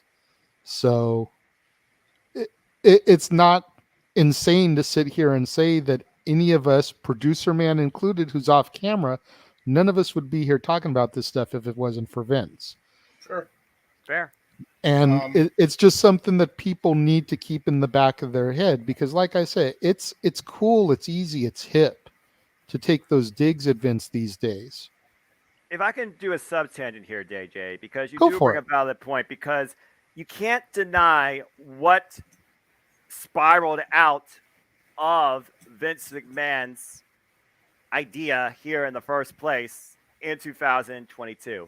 When you look at the world of professional wrestling, you look at the industry nowadays, it's like everybody wants to crap on, particularly, Dante, I hope you're listening to this, Impact Wrestling. It's almost like Impact Wrestling is the redheaded stepchild. Yet here it is, 20 years later, still probably in its highest prominence when it comes to its roster quality, its outlook, its reach, its connectivity to the industry. And you think about everybody you see in AEW, in Ring of Honor, in friggin' WWE that went through that company and made, pun intended, an impact. it's one of those things where people, I feel like, forget about, the events that occur prior in input individual's life or input company status here that led to where we are now. And in a world that's ruled by, let's be honest here, social media, it is super easy to do that when all you got to do is click it and believe that what you're typing is right. So I completely agree with you. I just think it's absolute nonsense. This whole idea of a sense of loyalty, bringing out this hypocrisy and this so-called internet wrestling community that further downplays the friggin' state of society on this plane of existence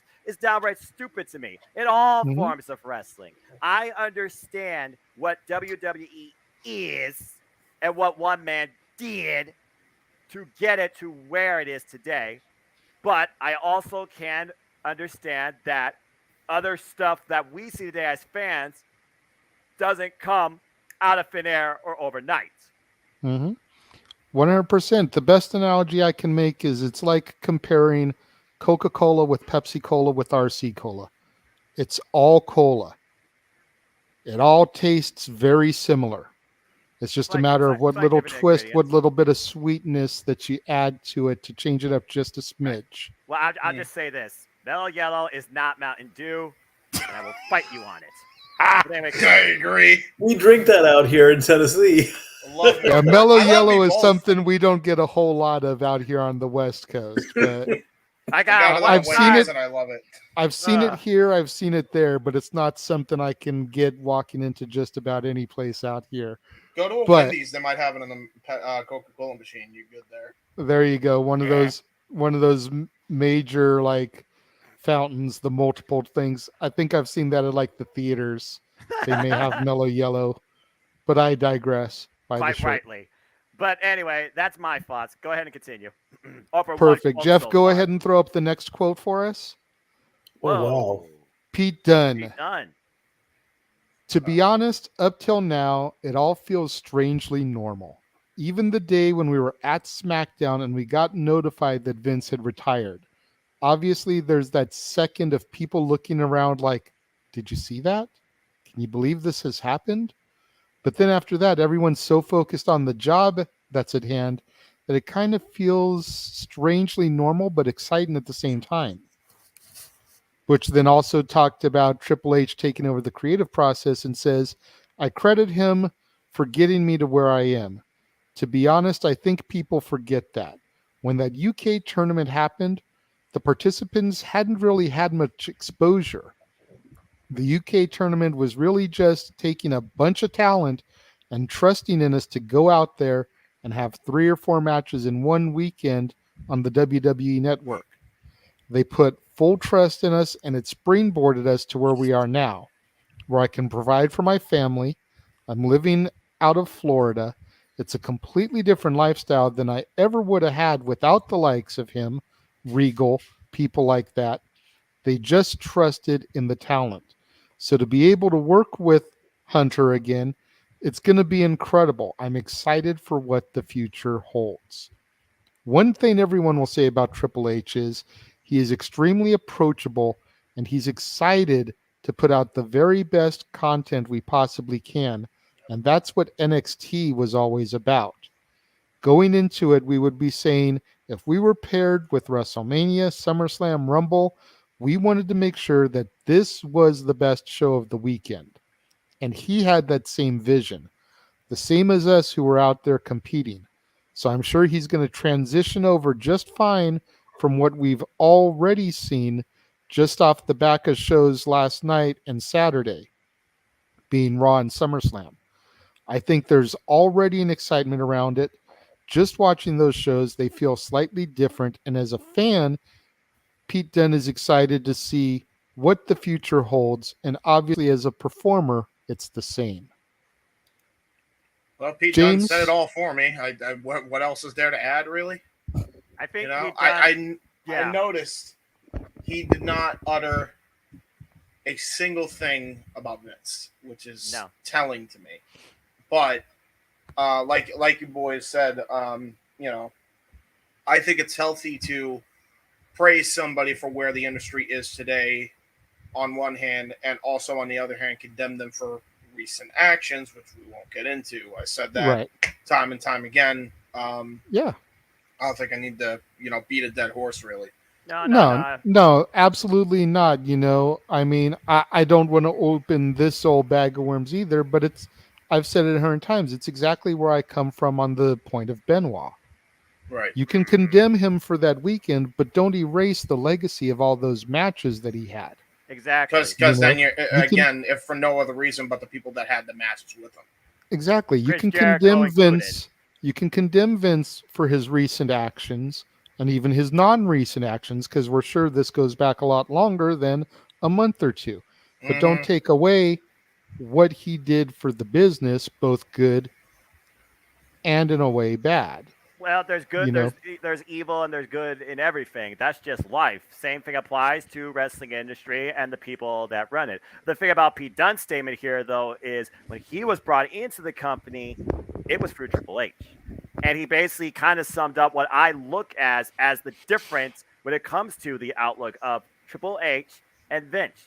When I think about communication, when I think about flexibility, when I think about approachability, for me, when I looked at the WWE before I went away and classified it as obsolete, for me, under Vince, it was about one man's vision, my way or the highway.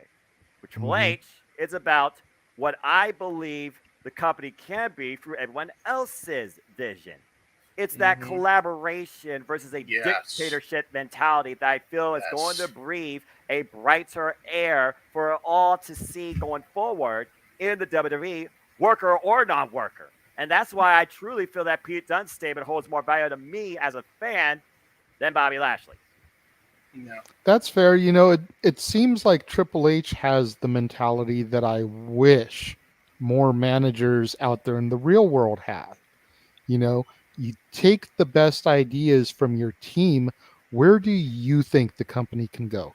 Where do Exactly. you think the company needs to improve? How would you grow our product? And then weed through the garbage and the trolling and take the good ideas and start to implement it. That way, the workers feel like they have a hand in making the company better. Yep. There's And that's way what it too should be. many bosses out there that have that my way or the highway mentality. And even if it's just on the surface right now, the facade, I'm glad that Triple H is at least trying to implement some of that. It's a team effort that's going to make us strong. He wants ideas from everybody. And you know who else wants ideas from everybody in another company? Tony Khan. Tony Khan. Ding. That's I a big think thing.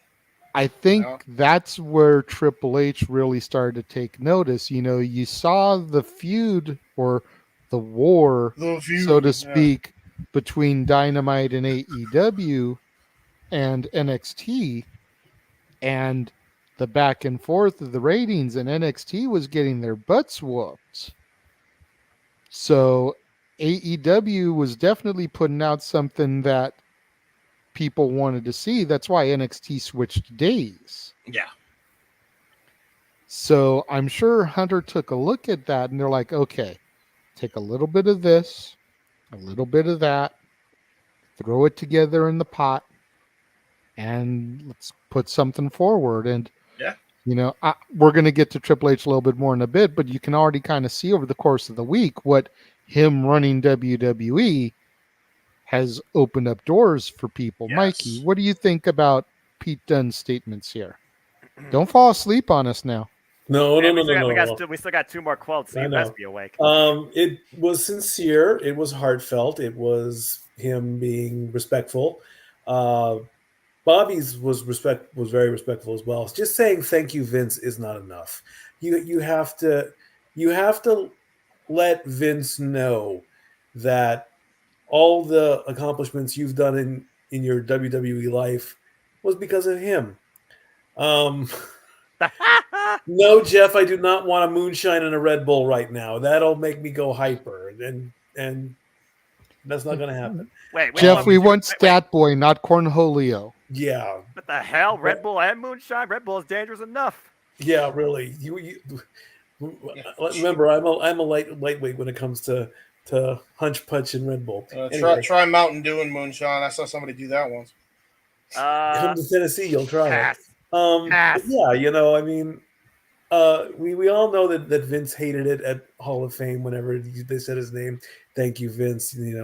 Now's the time for this stuff to come out and say it from the heart, which everyone I believe is doing. Fair. Jeff, let's go ahead and throw up Becky's comment. Number 3. Becky Lynch goes on the record as saying, it's the dawning of a new era. For me, it's crazy and sad because everything I've ever known about WWE has always had Vince in charge. And we wouldn't have WWE the way it is if it wasn't for Vince. He's somebody who believed in me and allowed me to do everything that I've done. We have the opportunity to change some things that maybe weren't so great that we didn't love. I think everybody's very excited and optimistic because we know that the people in charge are some of the greatest minds in the business. Having Triple H at the helm of the ship is phenomenal. There has been a tendency in the past for creative to change last minute, or we don't know where we're going, and it's hard to bring everybody along on this journey if we're rambling. Well, that sounds like 1999 WCW, but I digress. Or a typical Monday Night Raw that was previously produced when I heard that the last Monday Night Raw produced by Triple H was actually done a couple hours before the show was actually on the air. But I I mean, digress. you figure just in general, you've got Triple H, Stephanie McMahon, and Paul Heyman. Yep. Not even to count in some of the other names within That's probably the creatively company. driving the ship as well. Yeah. Well, you're talking about But- the producers of SummerSlam. I mean, come on now. Yeah, I mean, you've got Adam Pearce, you've got Petey Williams, you've got Daivari, you've got Abyss, you've got Jamie Noble, you've got Gregory Hurricane Helms, you've got Michael P.S. Hayes for some reason still there, but I digress. I mean, you've got so many great minds in the company helping to present ideas. We keep saying it, but there's nowhere for this ship to go but up. Mm-hmm. You figure that it's been kind of dormant in this sort of purgatory for years where most people were just watching out of loyalty to the product. Don't get me started. You've got people like producer guy Jeff, or even over on the main side, boss man Rift, who were basically just watching because they had to cover it on a weekly basis. It was their job. Different. It's still Yeah. their job. Not being a fan. necessarily because they were intrigued to tune in and be like, oh my God, what are they going to give me this week? And I have to cover this in case people want to ask me questions about it on Talk Wrestling or on the No DQ reviews. So I gotta Gotta- get money. got to tune in and take notes on this. Yep. It ceased to be passionate for people Exactly. for a long time, you guys included, myself included. That's why I took an almost 10-year hiatus and coming back, starting to watch a little bit periodically like I was when Stat Boy was still in town.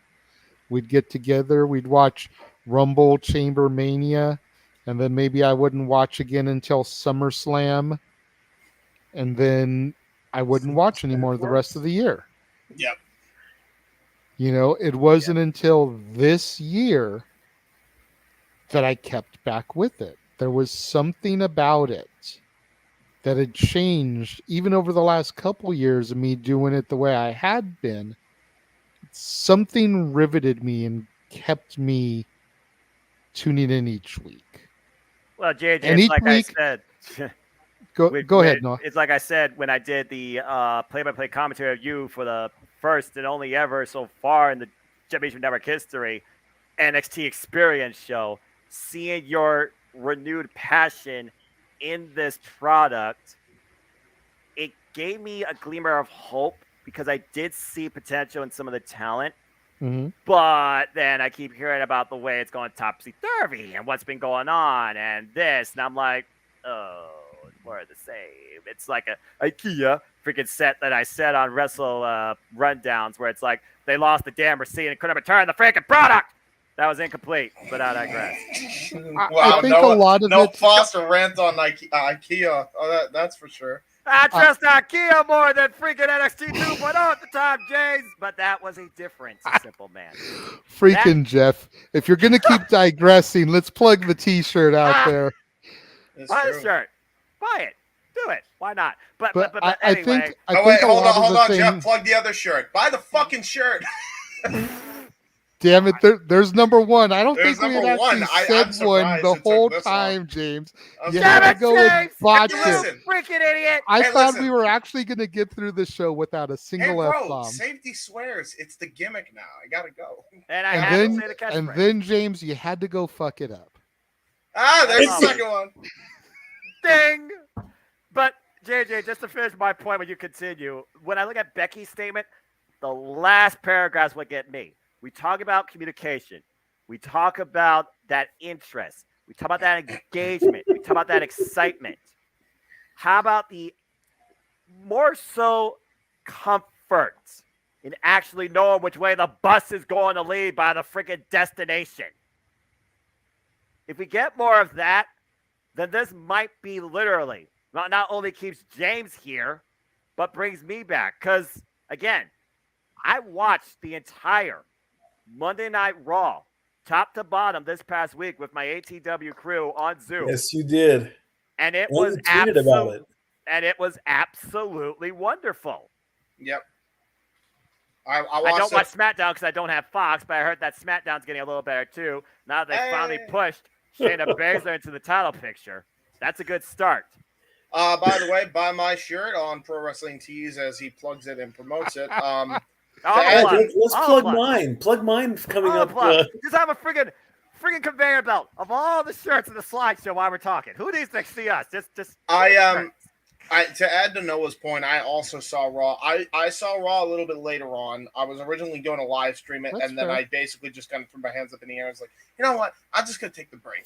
I needed the break anyway during all the crap that happened to me. I never got to take the break, so that was my break. I just decided to say, I'm going to do whatever the heck I want to do. I'm going to take a break from wrestling for a week, and that's what I did. I watched Raw. I said it doesn't matter how much quantity you have as long as the quality matches it. It's proven right on Monday. I was proven right on Friday. Yeah.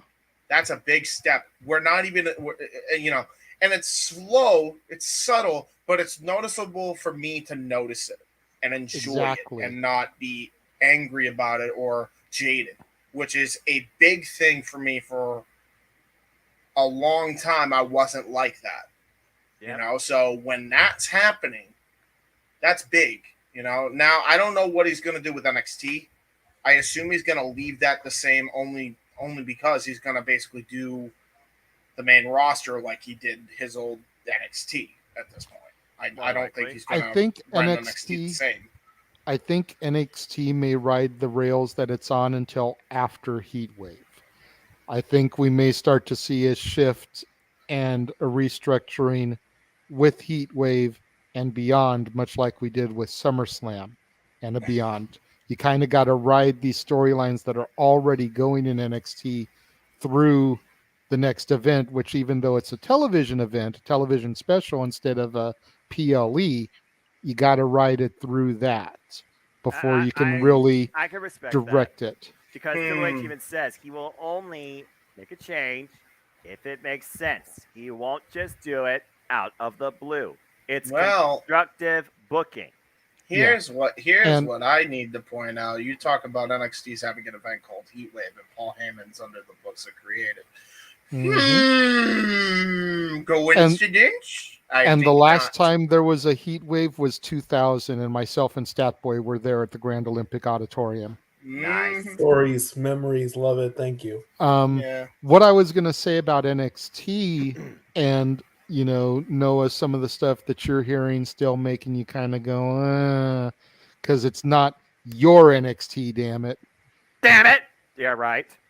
I think a lot of it is just what you like and what you don't like. You figure so many of the guys that made your guys' NXT have either been released or moved up to the main roster.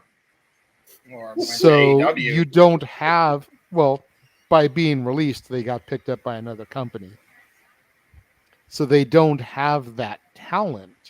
What they need is somebody with the creative mind, whether it's Hunter going back down Right.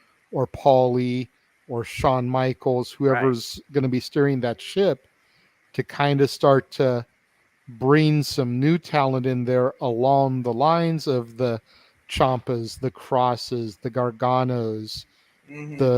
the Butches, the Pete Dunnes, But Pete Dunne. The that- Walters. yes, the Walter. Walters, those people that Fabian really Eichner, helped please make bring him that. back.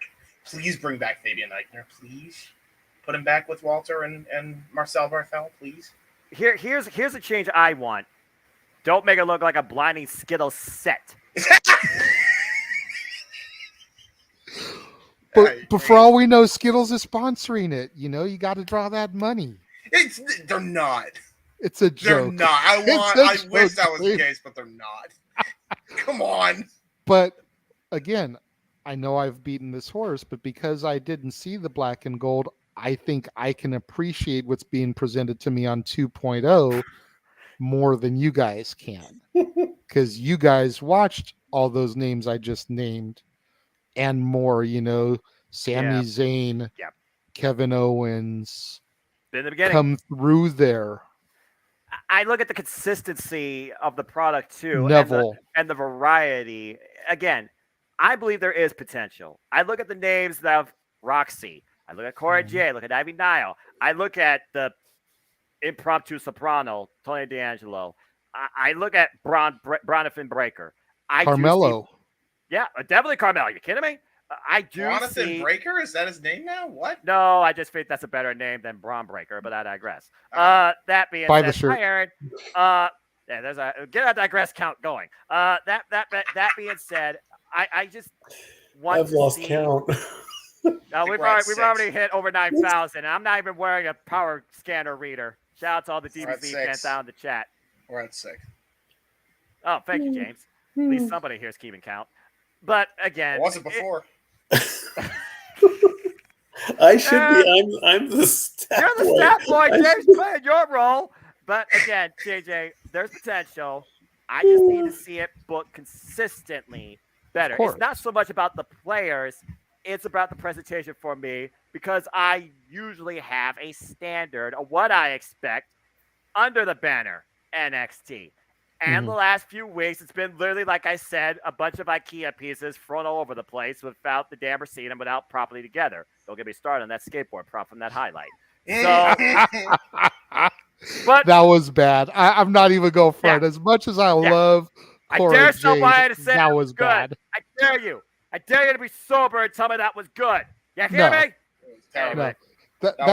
You should That's the know by lasting now. memory, by the way. That's the lasting Vince memory. Don't at me. That's the You last should creative know by decision. now that even if I am 100% behind somebody, I will call somebody out on their fucking bullshit. And that skateboard break was horrid. I love how it was just like, no, it broke before I could hit it. It's All like right. the air. It's like she hit Jeff, the air. it's good. And then it went. Good. It's good. It's good. Good. That freaking Bruce Almighty. Good. Jim Carrey. Liar, Yeah, liar. One of my hey, favorite Pat movies of all McAfee time. ain't kicking anybody in the dick. Relax. You know Well, someone what? got kicked That in the was- uprights tonight. Good That lord. was some of the funniest shit I have seen on SmackDown. Cece was sitting over here literally watching SmackDown with me, damn near doubled over, hyperventilating from all of those dick kick replays. And then the Yes. drawing on the screen, I like an love that. NFL That was replay, so a la good. Bobby Heenan. And then even Yes. the little small circle right there on Oh, Baron's God. junk. She was rolling. Okay, I saw that highlight. Not gonna lie, that was entertainment. By gum. Oh my That's gosh. sports entertainment, damn it. But I digress. Just Anyway, go ahead and 7, throw up the quote 7. from Paulie. I think we're 7, yeah. all right. Last but not least, I'm what's gonna the be final real, I quote? just Oh ma- my I lord. Oh my god! Yeah. I Just can't made even up a read number. that. Paulie wrote a book here, so I'm going to try to scan over Should I this. read it? Should I read It's it? too small. Go for it, Noah. Go for it. Oh, please do your Paul Heyman impression. And I quote, ladies and gentlemen, my name is Paul. Hey, I'm not gonna do that. Aw. Look, I need to have a voice for tomorrow. I got church. All right, you hear me? Fair But I will. enough. Okay, you know what? I'll read this quote. I got you. Yeah, please do. Ladies and gentlemen, for those uninformed, I am about to inform you. My name is Paul Heyman, and I think there is a locker room and an office with a fabulously wealthy people, thanks to the 22 hours of work that Vince McMahon put in for the past 40 years. I have absolutely nothing bad to say about Vince McMahon. What a hypocrite I would be if I were to say anything less extraordinarily complimentary things about the man, even though I did it in work shoot promos about, say, 21 years ago. But I digress. Buy the shirt.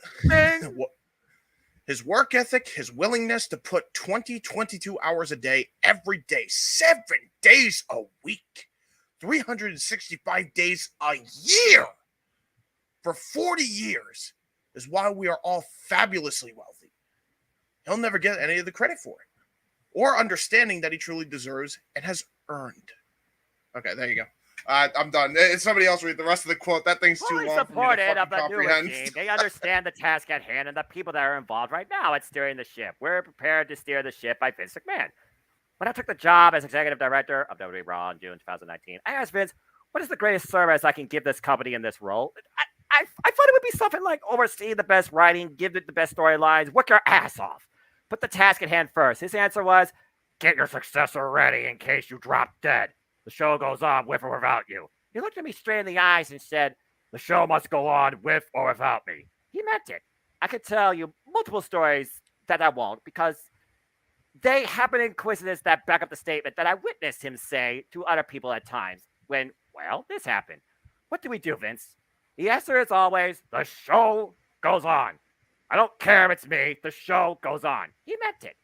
Everyone right now who is steering the ship was prepared to steer the ship from Vince himself, which makes me very comfortable in their vision and their hopes, dreams, desires, and their new vision, which should not be Vince's vision. It should be their vision because Vince's vision wasn't his father's vision.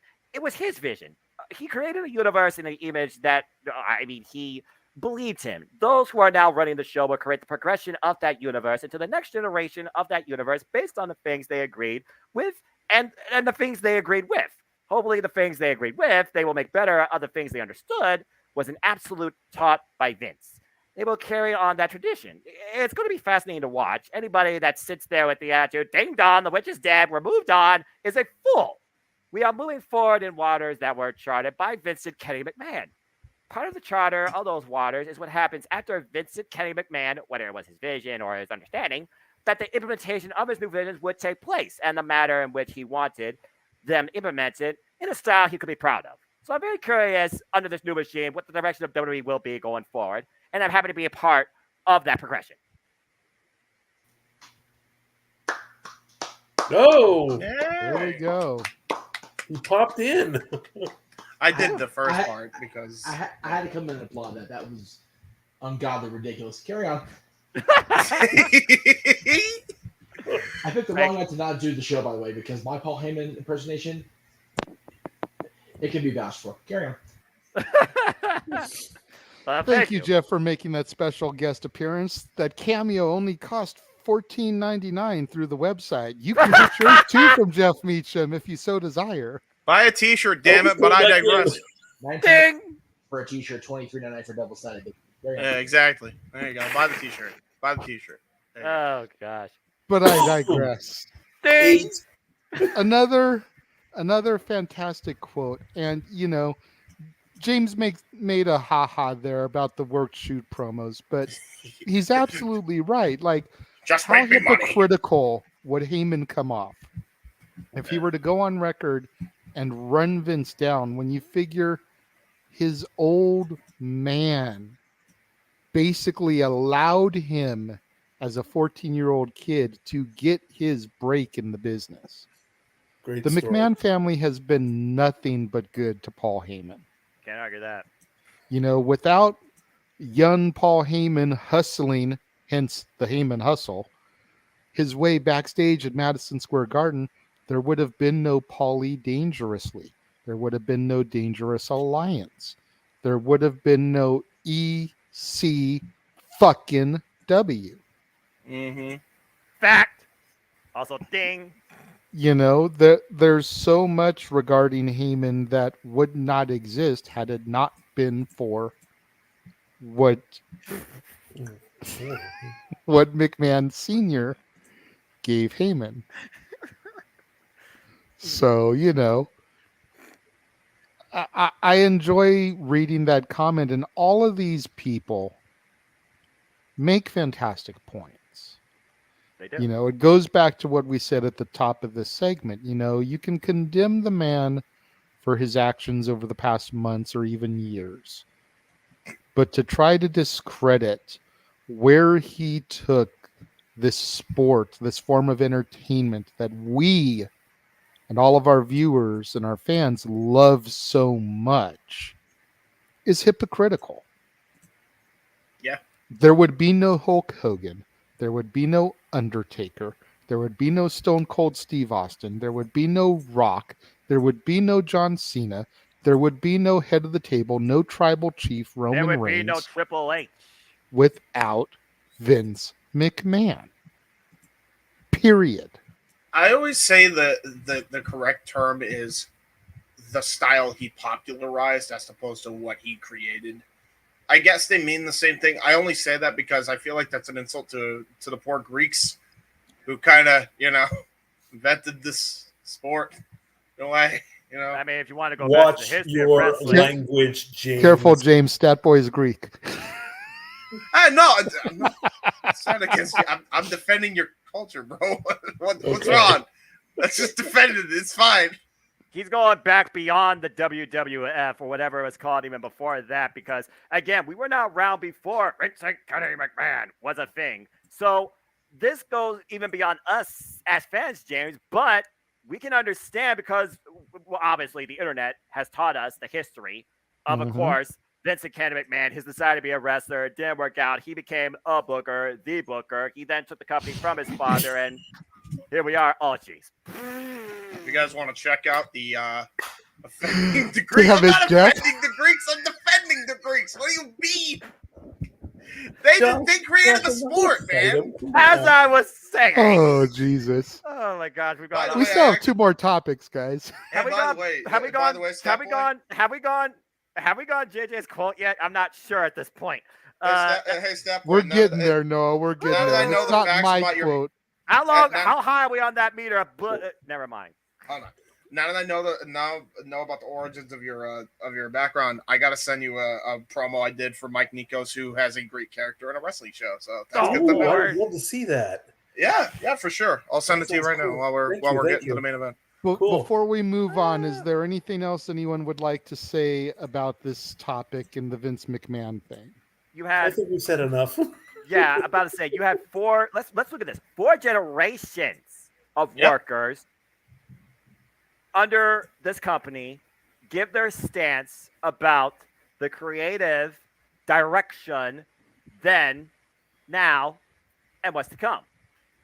I think everybody had fair points, and through all of them, there was nothing really negative or regretful or bias. It's just optimism, better communication, more input, but also an appreciation. And unlike some people, there's no apologies necessary. Had to get that in there. There you go. Damn it, James! Damn it, James! You freaking idiot! I know, right? But we digress. Next We do topic. digress. Um, Yeah. Next topic. Triple H recently was on Logan Paul's Impulsive show. Oh, And he says that having a character and telling a story is more important than being a great wrestler in order to appeal to a wider fan base. Triple H goes on to say, it's not the moves. It's like watching a movie. How many movies have you seen with crazy budgets and special effects and CGI that visually you go, holy shit, that's amazing, and no one cares? The movie bombs because there's no story. So no one Transformers. really cares. It's not about the moves. It's about what you do between them, the characters and the story. I can make a way longer list of terrible athletes that were incredibly over in the business, than I can of crazy athletes that were the be all end all. People who are fanatics about what we do go like, oh my God, that match was so good. These guys are so good. And everybody else is like, meh. Not wrong. Wrestling is not one dimensional. You need that level of athleticism, but you also need that sort of showcasing in storytelling. John Moxley said in his book, wrestling is everything. It is competitive. It is theatrical. It is suspenseful. It is engaging. It is cooperative. It is role management because the ref, the two wrestlers, the environment, the commentators, they all play in order to bring you this showcase. Now, whether or not the quality meets your expectations or make you want more, that's your own suspension of disbelief. But again, wrestling cannot be one dimensional. It just can't. No, not at all. I respect this statement. I respect that. Like you said, and it's part of what I always loved about it is there's this athleticism and this performance and the sport that goes into it, the actual competition. But then there's the entertainment value, the characters, the storytelling, the backstage segments, the promos, hence sports entertainment. Right. Unfortunately, the days of two guys going in there and having a 60-minute time limit draw with telling a story in the ring like Claudio and Takeshita did tonight, we're so far removed from that because of the core demo fan base that somebody wants to watch that. They try to present that in the ring, people are going to crap all over it. Unfortunately, because we're so far removed from that era. Right. You've got to have a good combination. That type of thing works on the indie circuit because it's much more intimate. The people that go to indie shows are tried and true professional wrestling fans as opposed to sports entertainment. Me and Jeff, and I think Statboy was there too, went to Jason Takes PWG at the old Armory or the Jewish Community Center, excuse me. And Christopher Daniels and AJ Styles wrestled to a time limit draw. Yep. AJ was PWG champion. Daniels was TNA X Division champion, and it was title for title. Yep. So they wrestled to a 60-minute draw. That way, no belt changed hands. Right. Nobody looked weak. Right. It also was right around the time they were building to their Iron Man match in TNA. So I'm sure getting the feel of going 60 minutes and being able to carry a match and tell a story throughout the thing was something they were trying to do as well. But you try to put that in television these days, crickets. Depends on how you tell the story, though, beforehand. That's another thing I think we're missing here is, right. Triple H talks about it's not just about the moves, it's about the story you tell to get to the matches anyway. I think there's can be a healthy balance. You just got to do it in a slow burn kind of way to get to that moment, And, yep. That's and just how it structure is. It in an environment that works with the background you're building. Black and Gold NXT proved that on several fronts. Here's that's the reason why I tuned into that more than anything else in the WWE at the time I was trying to get back into this company. Here's another thing for you too. Here's another era of WWE. The Attitude Era. Perfect balance, right? Especially in 2000. 2000 is probably the greatest time period for a wrestling fan ever because, they had literally everything you were looking for in a pro wrestling product. Yep. In a sports entertainment product. They had the theatrics. They had the wrestling ability. They had, one of my favorite pay-per-views to this day, which I think is highly underrated, is Fully Loaded. And, that was the advertise of 3 main events in one where they build Kurt Angle, Chris Benoit, and Chris Jericho all on the same night against three of the WWF's top dogs, The Undertaker, Triple H, and The Rock. You know, that's one of the best pay-per-views top to bottom card-wise. It really is that good. And then you look at the Rumble of 2001 and The Way Out of 2001, the 3 Stages of Hell and stuff like that. You know, and it's not to say that they hit everything out of the park all the time. You know, they got a few strikeouts here and there, but Of course. most of the time they were firing on all cylinders because everything was being built. And that is what I think needs to be done more, especially in WWE. Everything needs to have a purpose of existing. You know, not for nothing, I know there has been great matches of Raw under the later stages of Vince McMahon's time running the ship. But guess why I didn't watch? Because nothing made sense, right? You know, when I was watching NXT, I saw everything that led up to that moment. I saw everything to do with Tommaso Ciampa and Johnny Gargano. I saw everything to do with the tag team scene being built up there. I saw the women's evolution start there and the slow progression of that. It's all about the slow burn, how you get there, and what the final result is at the end of it. Long-term storytelling. Yes. Simple as that. Mm-hmm. Mikey, what are your 2 cents on this? This is a long time coming continuation when Triple H said, from the time you walk through the curtain to the time you walk back through the curtain, you tell a story. Yep. Season 1, tough enough. My curiosity, though, is I want to know who's on these lists that he's talking about. I would love a couple examples, if possible, of what he said in his quote, if that could be a quick thing. Who's he talking about? Well, he didn't list off names, but knowing Triple H and people he's trash talked in the past, you got to figure, you know, when he talks about terrible athletes who are incredibly over in the business, does the name Bill Goldberg ring a bell? Yeah. Where he absolutely crapped on him on Tough Enough. Here's another one for you. Ultimate Warrior, who made him job out. Yeah. You know? Everybody speaks so highly about Jim Hellwig ever since his passing and right before, but they did make a DVD called The Self-Destruction of the Ultimate Warrior, and Hunter was a huge part of the burial of that. Yep. Another name that I can think of, and you know, I know the guy hasn't had the best health lately. He's going to be the topic of a biography. Lex Luger.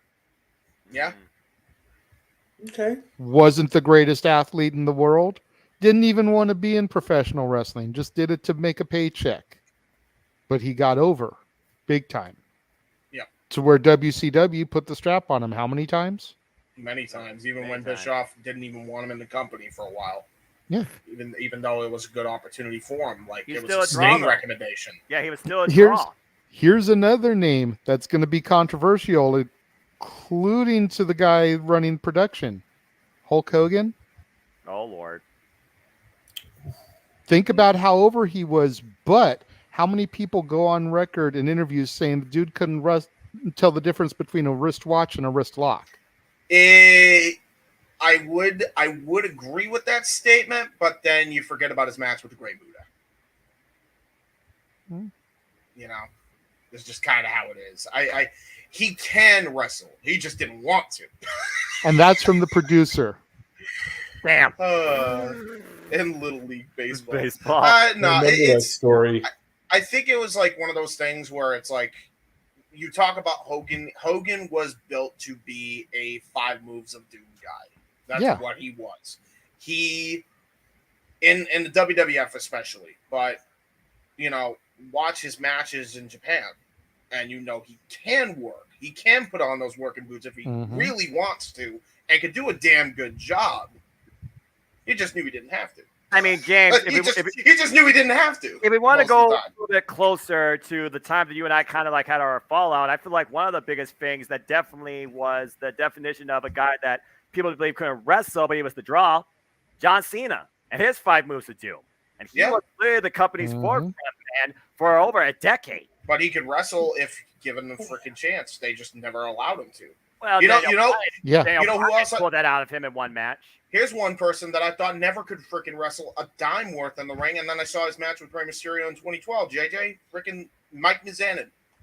Thought he sucked. Mhm. Turns out he's a lot better than I gave him credit for. He You know, really is. it's stuff like that. I'm ready Mhm. for stuff like that to happen, Yep. especially now. The king of Can't wait soft, for that. the king of soft style has somehow stood the testament of time and has only gotten better. He'll probably And then the still- flip side of probably that is coin, better. you think of somebody like Dean Malenko, Mhm. Yeah, you know, who never got the credit he deserved. still doesn't. You know, had him playing a freaking James Bond wannabe while he was light heavyweight champion when he got called up to the E. Personally, I thought he showed a lot there, and they just didn't give him the opportunity. I still thought it was entertaining. They were giving him a chance to show character, but it wasn't Malenko's style. No. Malenko was always that badass that just kind of got in Right. the ring and whooped your ass. Right. You know, go back, watch that 2 out of 3 falls match on their last night in ECW with him and Eddie. And Here's then you compare that to the James Bond wannabe shit, and it's just like, Bah. okay. Yeah. And well, here's another one for you. You talk about people that were kind of not utilized to their full potential. I mean, there is no reason, even regardless of how everybody feels about this man or not, no reason why Taz should have been buried the way he was No. at all. No. When way. they had that match, ECW champion versus WWF he champion, looked him like versus the Hunter. biggest dweeb in the whole room. Hunter He did. buried him big time. They could have done that match, set like a 30-minute or a 15-minute time limit on it, gone to a time limit draw. And that was during a time period where it would have still gone over because it was the early 2000s. I'll do you one better. They could have had the And- same match. The issue was they didn't even let him utter a single catchphrase of his. No. No. Not one. It was ridiculous. Yeah. It was ridiculous how they just treated him there. And it's the worst thing that you could have done because Taz could have been up there with those caliber of guys that we just mentioned. A Malenko, Absolutely. a Guerrero, a Benoit, you know? Absolutely. Yep. I mean, We it's don't like, have to worry hey- about that now. hey, Vince, our guy took the ECW title, you know, he jumped to WCW. He's still champion. Can we borrow your guy to beat the piss out of him? Yep. Hello, an original Forbidden Door, a WWF contracted Right! competitor versus a WCW contracted competitor for the ECW Heavyweight Championship in an ECW ring. Boom. Then Taz brings the belt to SmackDown and gets buried. Yeah, sure, we'll help you out, and your champion sucks now. Psych. Exactly. Which, you know, it's stuff like that. Now, keep in mind, while it probably was also a Triple H call, you got to remember this was the damn culture because everything was you got to be a shark in order to survive. We don't Accurate, have to but- worry about that anymore. But And that yet the just internet goes wants to keep show. trying to sell it like that. But that just goes to show how long it's been since Vince had his fingers on the pulse of what was really relevant. Because you had an opportunity to take that Forbidden Door match that happened in ECW, then have your ECW World Heavyweight Champion versus the WWF Champion in a WWF ring, and you just bury him. Yeah. You know, since we're so off in the weeds anyway, I'll do you one better. How in the hell, when you had been working with ECW to help win that lawsuit, and you just purchased the rights of WCW, how do you not start the invasion with Cyrus the Virus and TNN? That should have been the starting point of the whole invasion. Would have been good. It was right there. Yeah. And another thing that James drove us away, missed Dude, opportunity. the amount of missed opportunity, and it wasn't just me that saw it either. There was plenty of people. Oh, you kidding me? It was a friggin' flux. It was ridiculous. Like, everybody's like, well, here's another missed opportunity here. Here's another missed opportunity there. Oh, there goes another one. Oh, almost had it. You got to be quicker than that. Every single day. Go for the fish and just let it go off the line. You know, the CM Punk thing was like the final straw for a lot of people. For me, it was like shortly after that. I was done after everything I heard. Because how do you miss the opportunity with him or in general? You know, exactly. We could go on and on for days. I mean, the thing, by the way, this doesn't just apply to men. This applies to women, too. Shout out to my friend Megan Chiba. She will always rant about Eva Marie. Yeah, probably. Oh, let's not get started on her. Miss, I don't know how to kick out, even though it's a basic fundamental wrestling trope. How the hell you don't know how to hold a damn headlock? Anyway. Sorry. Right? Let's move on. All right, that brings us to our main event of the evening. Adam Pearce on Friday night made the announcement, a women's tag team championship tournament. Yay! What? Does the tournament signal a reconciliation? Are the former champions' shadow too large if not? Beginning Monday night on Raw, and I'm assuming it's going to culminate at Clash at the Castle, a tournament for the women's tag team championship.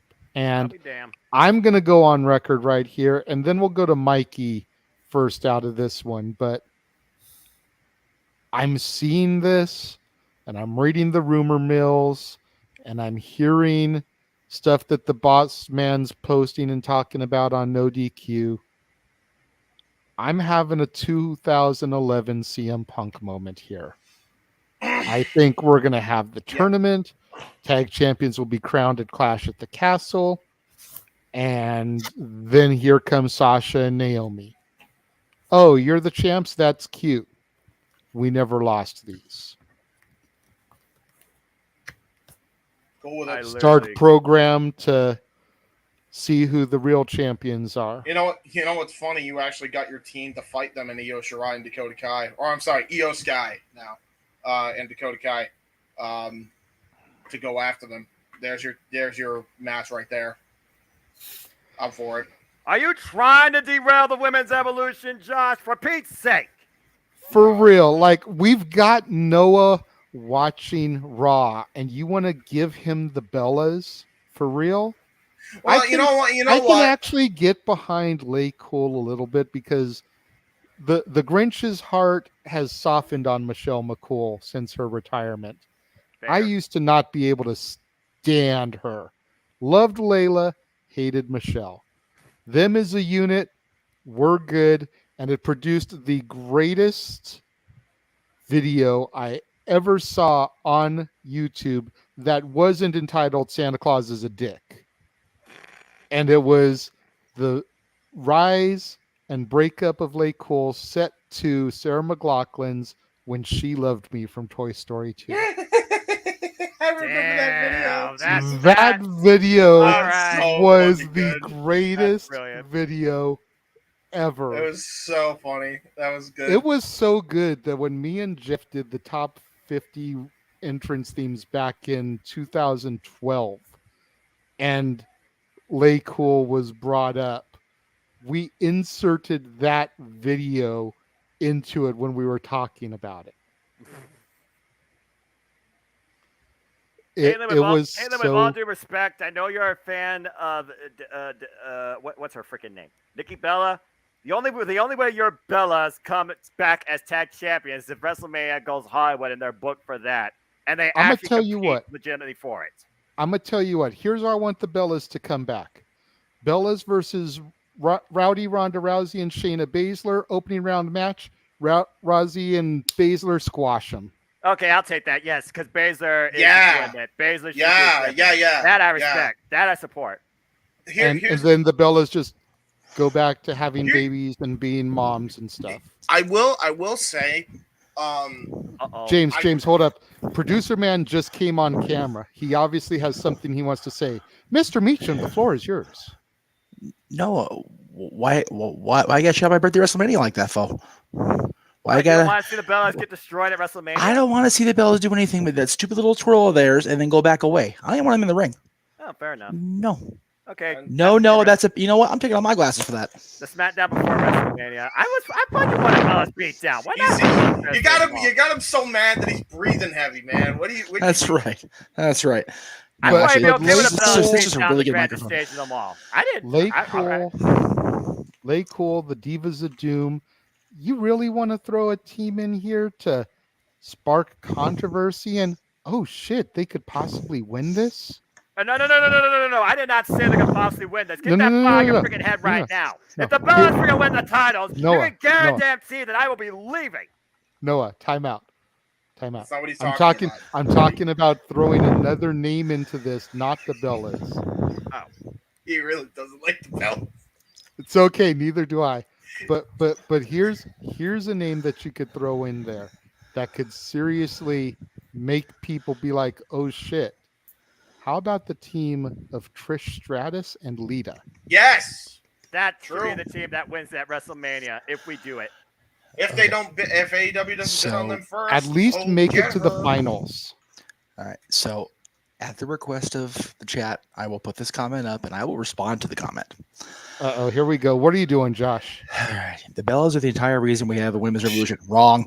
Did you not watch their WWE biography? I did. They are trailblazers who deserve their Hall of Fame spot in a tag team title run. Okay. Jeff, Gosh. I'm going to let you take this one because I've already granted enough for one night. Yeah, you know what? You're the producer man anyway. Give yourself a solo shot here. Address No, Josh No, one no, to no, one. no, no, no, that's good. With respect to our friend Caitlin and his and her husband, who are going to probably watch later, and knowing if I crack on them, I will never be able to have them anywhere near my house ever again, especially her. The Bellas are a huge part of the reason why there was a revolution. I think the entire reason. Fuck no. Okay. Not even close. They definitely deserve their place in history. I will even grant that they deserve a Hall of Fame induction because of their impact on the industry. I'll agree. The main thing I have against them coming back at this stage of the game is very simple. Because yes, Josh, I did watch their biography. Nikki's neck, no. Both of them are mamas. Both of them enjoy that. They came back at the Rumble this year. Good for them. Cool, they had their moment. But Nikki even said, night of Rumble. Yeah, I'm good. One and done. Thanks. Okay, bye. So it's not that I have a problem with their spot in history. It's the same reason I have a problem with, Hogan talking about coming back. I have the same reason I have a problem with Vince and his match. Why I even had a little bitty problem in the back of my crazy ginger brain with Flair. Yes, the moment was wonderful, and he got exactly what he needed out of it. You know what? The Bellas had that moment already. You know what? Hogan had that moment already, despite what he'll have you believe. They don't need that. I never got what I wanted out of my retirement, like Flair had. I don't need them back. I don't even need them winning the damn tournament and dropping it to Sasha and Naomi. That is completely counterproductive because they're not going to come back full time. Yeah. If you have them win the tournament and then drop to Sasha and Naomi, all that is put Sasha and Naomi in the category of, oh, they beat the retirees. Good for them. Now, you have them beat Toxic Attraction if they're in the tournament. You have them beat, even if Beth, who is in ungodly good shape right now, if her and Natalya are in the tournament, you have to beat them. Okay, cool. You have them beat Shayna and Ronda, as you mentioned previously, as a haha, but we'll go with it. This tag team tournament, if this is what we're gonna get, where's my damn graphic? Here it is. Okay. If this is the case and we are gonna get Boss and Glow back, cool. That's wonderful. But we need them to be in a tournament with legitimate, not full-time, because there's not that many quality women on the roster at this point, There isn't. but at least legitimate teams that if they do the CM Punk moment like Punk and John did, it's not a, I don't care about this reaction. That is the last thing you want, especially at the end of a tournament, especially on a pay-per-view that's been, if you believe the hype, 30 years in the making. Here's another thing Fair we point. also have to bring up as well. We don't even know if Sasha is even wanted back at this stage because there's still apparently, heat there. We don't know if Triple H is going to bring her back yet. Like, we assume that it might happen. We assume that now that Triple H is at the helm of creative anyway, that he'll make a play to bring them back. But we're just going off of complete speculation at this point. That's all it is, literally. Yeah, I say it all the time. Seeing is believing. And how many legitimate women's believing tag is teams? seen. How many women's tag teams do they actually have? Not many. How many are they actually going to just throw together? Now, they I'm actually confident after what he pulled the last week. Karrion Kross and Scarlett came back. Well, James, I also mentioned you off air, and I even said this to JJ Sunday night. Cross and Scarlett had a skip in their step that I didn't notice when they left. I knew there was more to it than just they were going to have a great match with Harry Smith. That match was super short, and they were way too excited about it. I knew there was something more to it, and not to call myself Nostradamus or anything, but there they were last night. Right. So I'm glad they're back, and yes, Triple H being at the helm will definitely signal change. However, it doesn't matter who's in charge. The bottom line that we all seem to be glossing over in this euphoria of Hunter being in charge of creative and having his team rally around him is that Sasha has walked out more than once because of creative differences. It doesn't mean it was because of just Vince, because as far as I remember, the first time she walked out when her and Bayley lost the titles at WrestleMania, Triple H was like at Vince's side at the creative meeting table. So just because Cross and Scarlett came back, just because we have a lot of cool stuff happening on Mondays and Fridays right now. And yes, Josh, I did see at the convention that she's got the Sasha hair back. Okay, I can go in the hall bathroom right now if my sister wouldn't kill me and dye my hair. That's my hair purple. Doesn't mean I'm going to walk out and be a freaking purple people eater on TV Monday night. I could if I really wanted to, but I'm not going to. Despite the background, which I thought was awesome for JJ's hosting open mic, by the way, just purple synergy. Love that shit. Anyway, put myself over. Don't mind me. Not good. I want so bad for Mercedes and Trinity to come back. I want so bad for Sasha and Naomi to come back. But I want it to be for the right reasons, and I want it to be stick. I want it to actually be a thing. The fact is, we've got Bayley back. Can't just say that. And we've got Sky and Dakota as a potential team, because it looked to me like Bayley is back, but it seems like she still might be rehabbing or at least not wanting to get back into it, waist deep yet in the ring physically. Thank you, Noel. You're welcome. So let's let Bayley lead Sky and Kai to the finals against a babyface team. And then have the Sasha Naomi moment. And then you have Sasha on one side and Bayley on the other, which is how this whole shit started 4 years ago. Again, what would that be, Jeff? What would that be? You tell me. Long-term storytelling. Simple as that. Again, though, it comes down to how they structure this tournament and the teams involved in it. Yeah, and us two on the upper tier, and I think all of us at this point can say, I'd like to see brackets. Yeah. I don't want a WCW Tag Team 1999 tournament because then I'll be going for a month and a half. I'm sure they'll probably present something to us on Monday.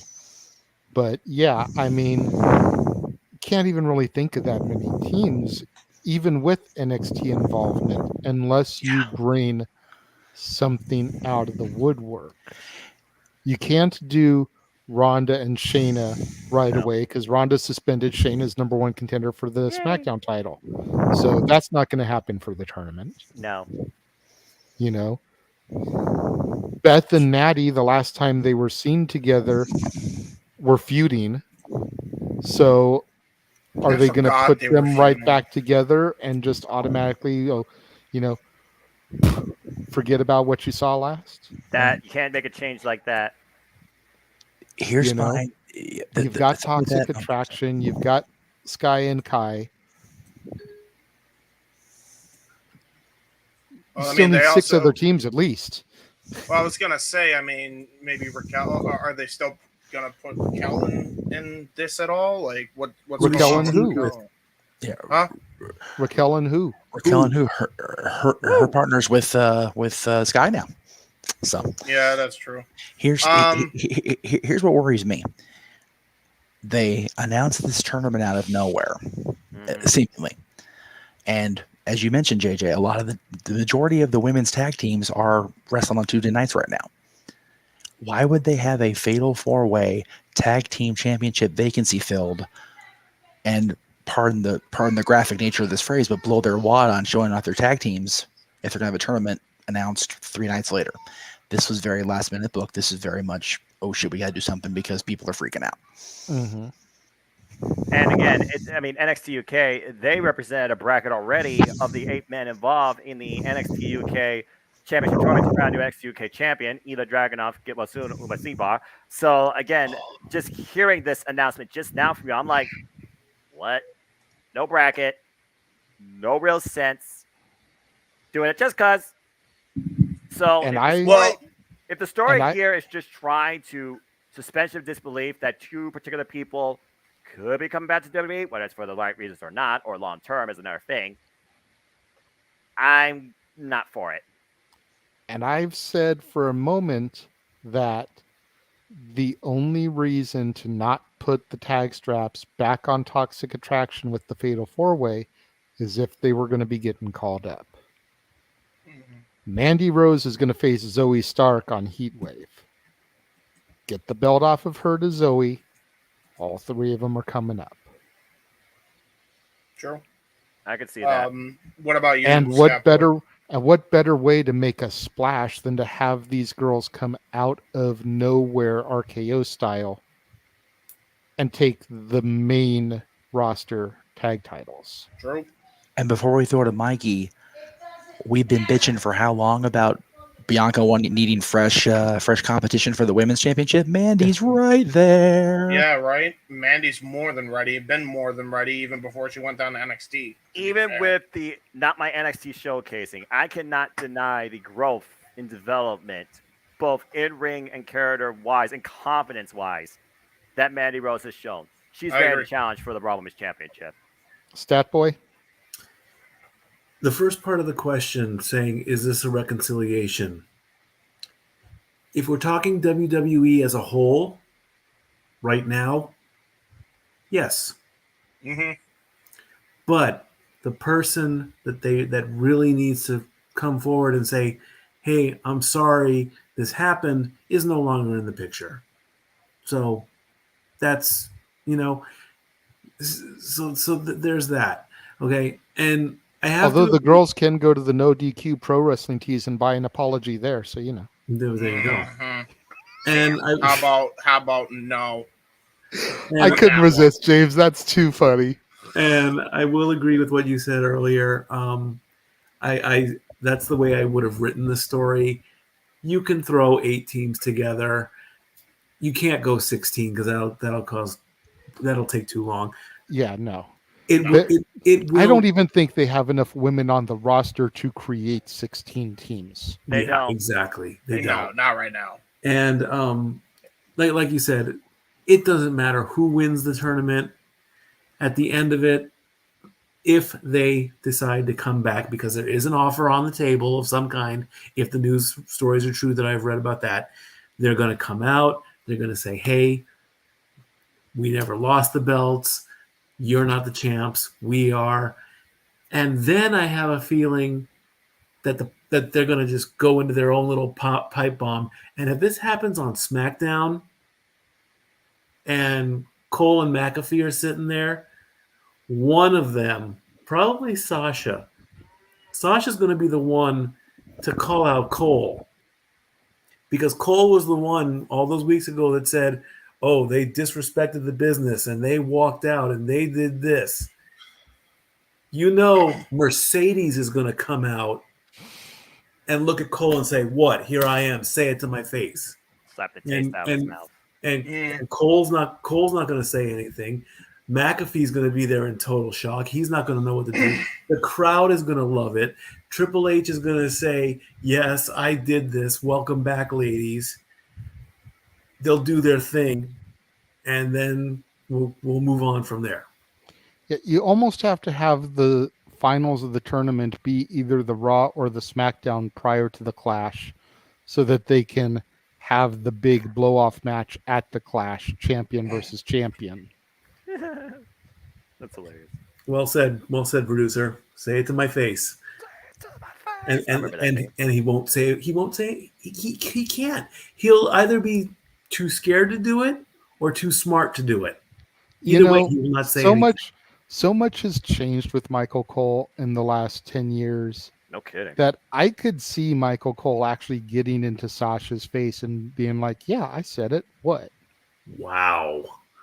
That's you've got JJ. You've got to think about the way the fans are reacting to Cole now, though.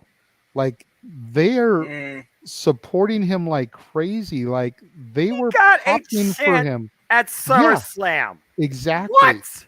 So for Sasha to come out there and basically have this heelish, my shit don't stink, say it to my face, you know that Cole and McAfee are just going to be like, looking at each other, be like, yeah, we said it. You let the fans down. What? Get your asses in the ring. Prove me wrong. Noah, you're talking about the GD spot that he slipped up on with the tractor at SummerSlam? Was that what you're talking about? No, during the Pat McAfee versus Happy Corbin match. Happy Corbin confronted him. Corbin got like all up in Cole's face, and because Corbin is so over as a heel, people were chanting Michael Cole. Yep.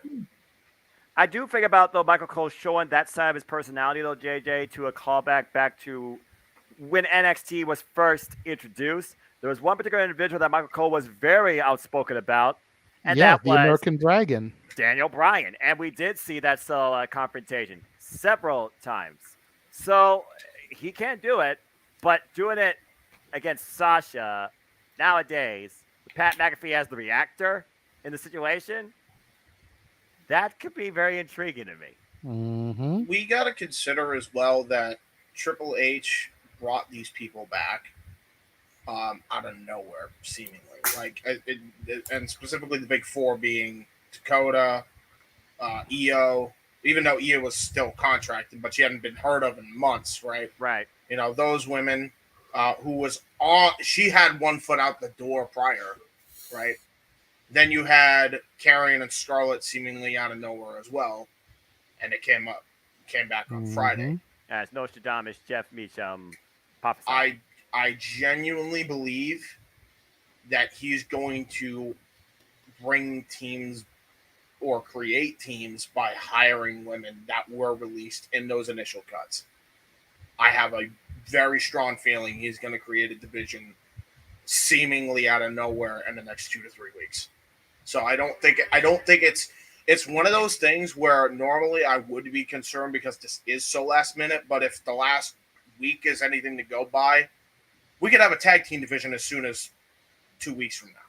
Bold claim, considering that Triple H is, for all we know, he might literally have been working on this behind the scenes and hoping one day to bring it to fruition. Now he can. So again, I'm not going to count out your thought, James. You might be onto something. I think the best way to pull that off is if they only did one match for this tournament each week or each show, like on Raw and SmackDown, only one match per show. Yes. Yep.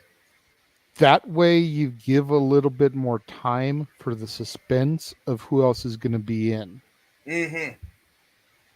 Cruiserweight You know. Classic it, but like, Right. but also like, slowly reveal names, kind of similar to Educate us Yeah. on who's Yeah. actually in this. Why are they a team? What brought them Mhm. together? It seems this isn't no mixed match tag team challenge that you set up out of the blue. That was just more so for, let's be honest, comedic purposes, which it was.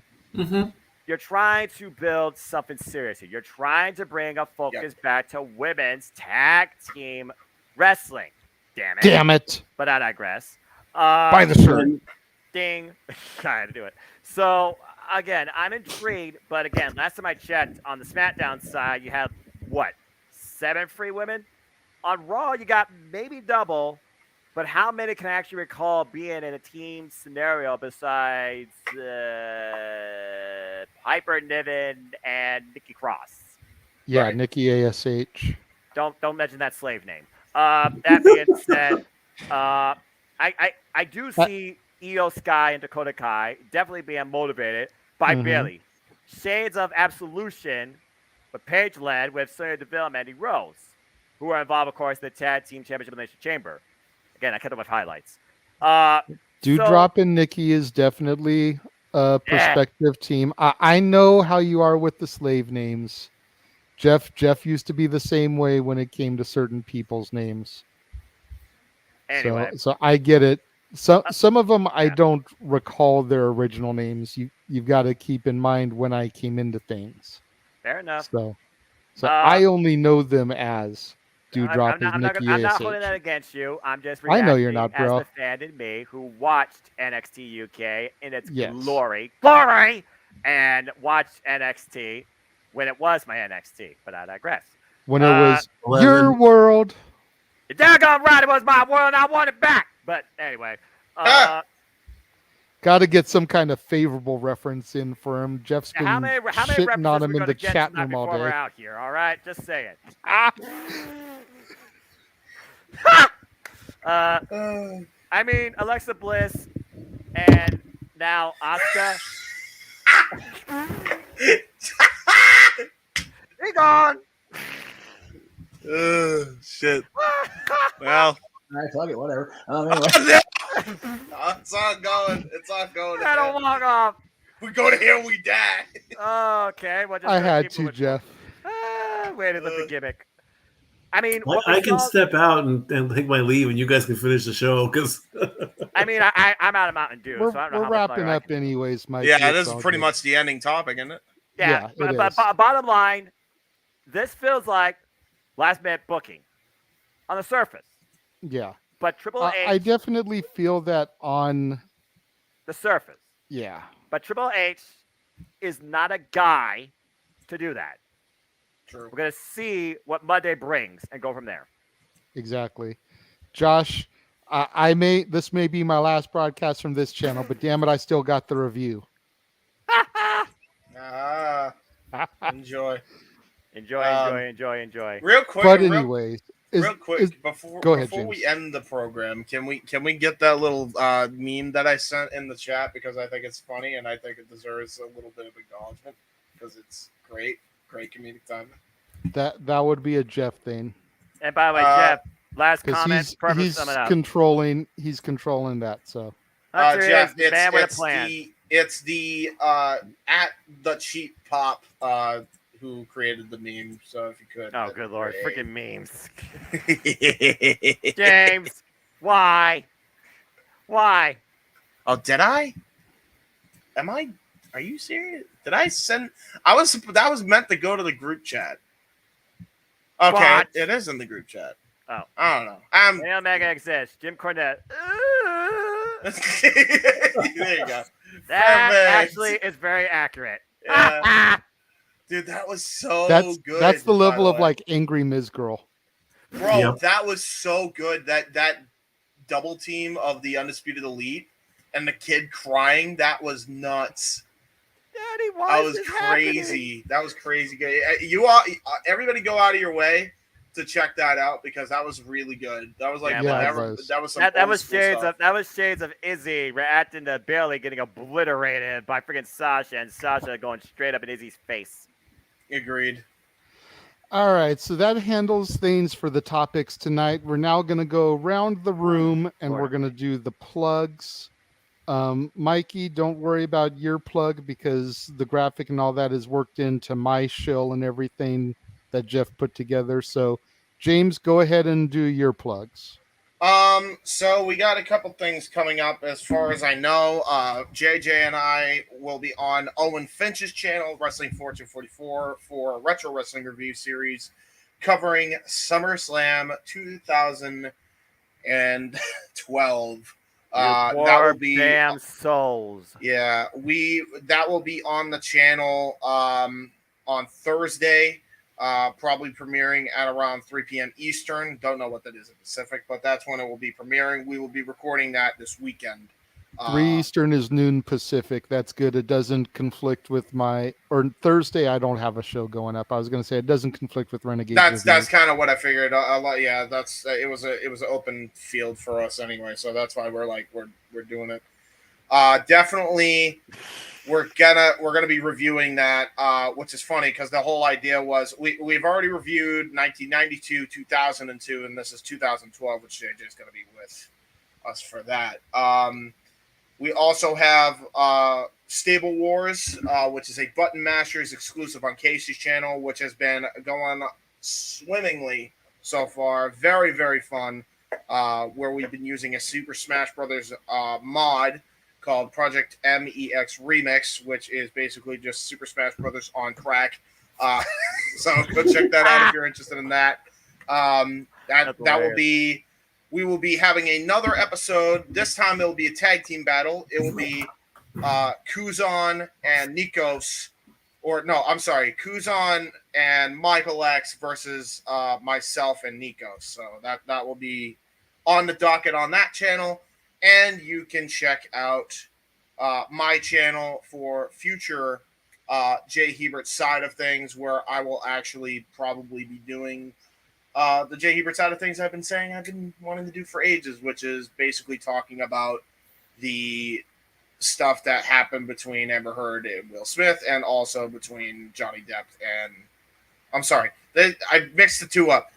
Jada Pinkett and Will Smith. Bot! Amber Heard and that thing. Sorry, my brain. No worries, dude. It's all good. That's what's coming up as of right now. I just haven't been able to make the graphics for it. So there you go. Perfect. Sounds like a lot of stuff. I look forward to convening with you tomorrow. Lord, you're crazy. And filming the SummerSlam 2012 review. Indeed. Yeah, I was there for that, so it's going to be cool to go back and discuss it in hindsight. I did rewatch it, and it almost put me back to sleep. So, it was a tough one. It's one of those things where it was cool in the minute because you're live and it's exciting and you got the crowd and everything, and Stat Boy was there with me, and then you go back and you rewatch it and it's just like, It happens.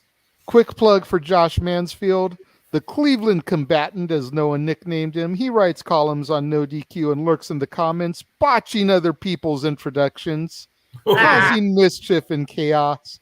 He has no t-shirts for you to go buy, but he thinks we all rock. Thank you, Josh. 100%. Appreciate you, brother. I'm going to go ahead and go next and take care of mine and Mikey's chills, as well as producers, man, and Noah. We'll let you close things out with your simple exit. Okay. We got a lot of stuff coming up this week on the Casa D18 Studios channel. Renegades reviews. We've got Maverick coming up tomorrow, 2 p.m. start time. Got Last Action Hero on Wednesday. We've got Purgatory on Friday. The return of Stat Boy Sports Bar, the season premiere, August 9th. It's going to be exclusive live on the Casa channel, and then on Thursdays, it'll get a replay on the Jeff Meacham Network. The Stat Boy is coming home to the Casa D18 Studios channel. It feels so good to be able to say that. Back when we started the Casa channel back in 2011 and really expounded on things, Stat Boy's Rants was one of the major fixtures on the channel.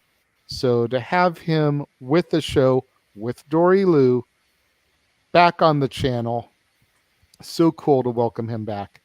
New release Saturdays, the Jordan Peele horror flick Nope, and then of course Sunday, The War Zone, the weekly acquisition report, the newest additions to my ever-growing media library.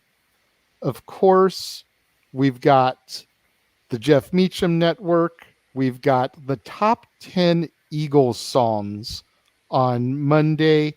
And this one's going to be a little bit different. In fact, both the dad's topics this month are going to be a little bit different. Normally, I'm the one that brings things home on the non wrestling topics. It's going to be topsy turvy. Jeff is going to be the one to bring things home for this one because the Eagles are his all time favorite band. So he's going to be digging into and giving you 10 songs that are a little bit more deep cuts. He's really going to have to think because he knows my knowledge of the Eagles is more or less limited to their greatest hits. So he knows that's the stuff I'm going to be bringing and hitting the crowd with. So he's got to put the old brain to work. But it's going to be so cool to have him speak about his favorite band passionately. Of course, you've got the flag. Oh, excuse me. We've got Ask the Dads every other Monday, the 15th and the 29th on the Casa channel. You got the flagship. Okay. You, Boss? Big botch. buds. That's a Ah! biggie bud. God damn it, Jay.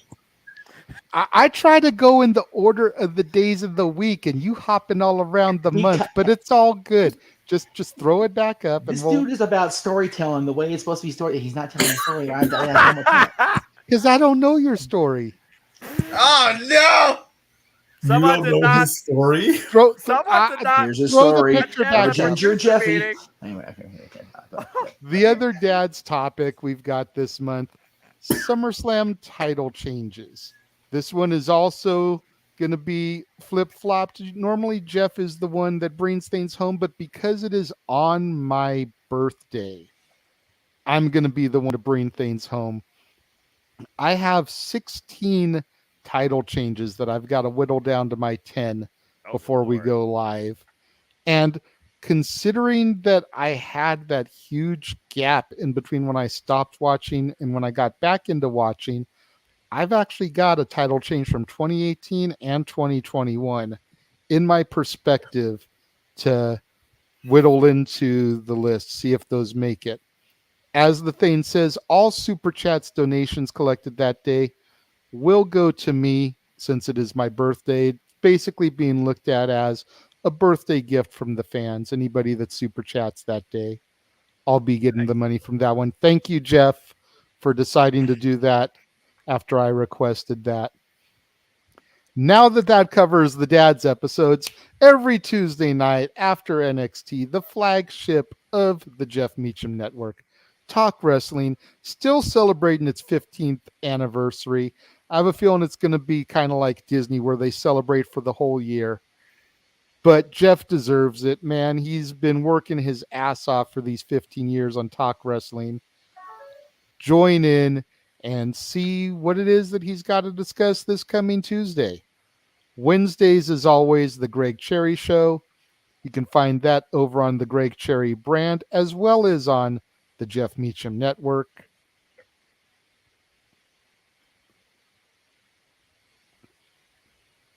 Dead air. What's next, Jeff? Throw up the next image. I'm forgetting.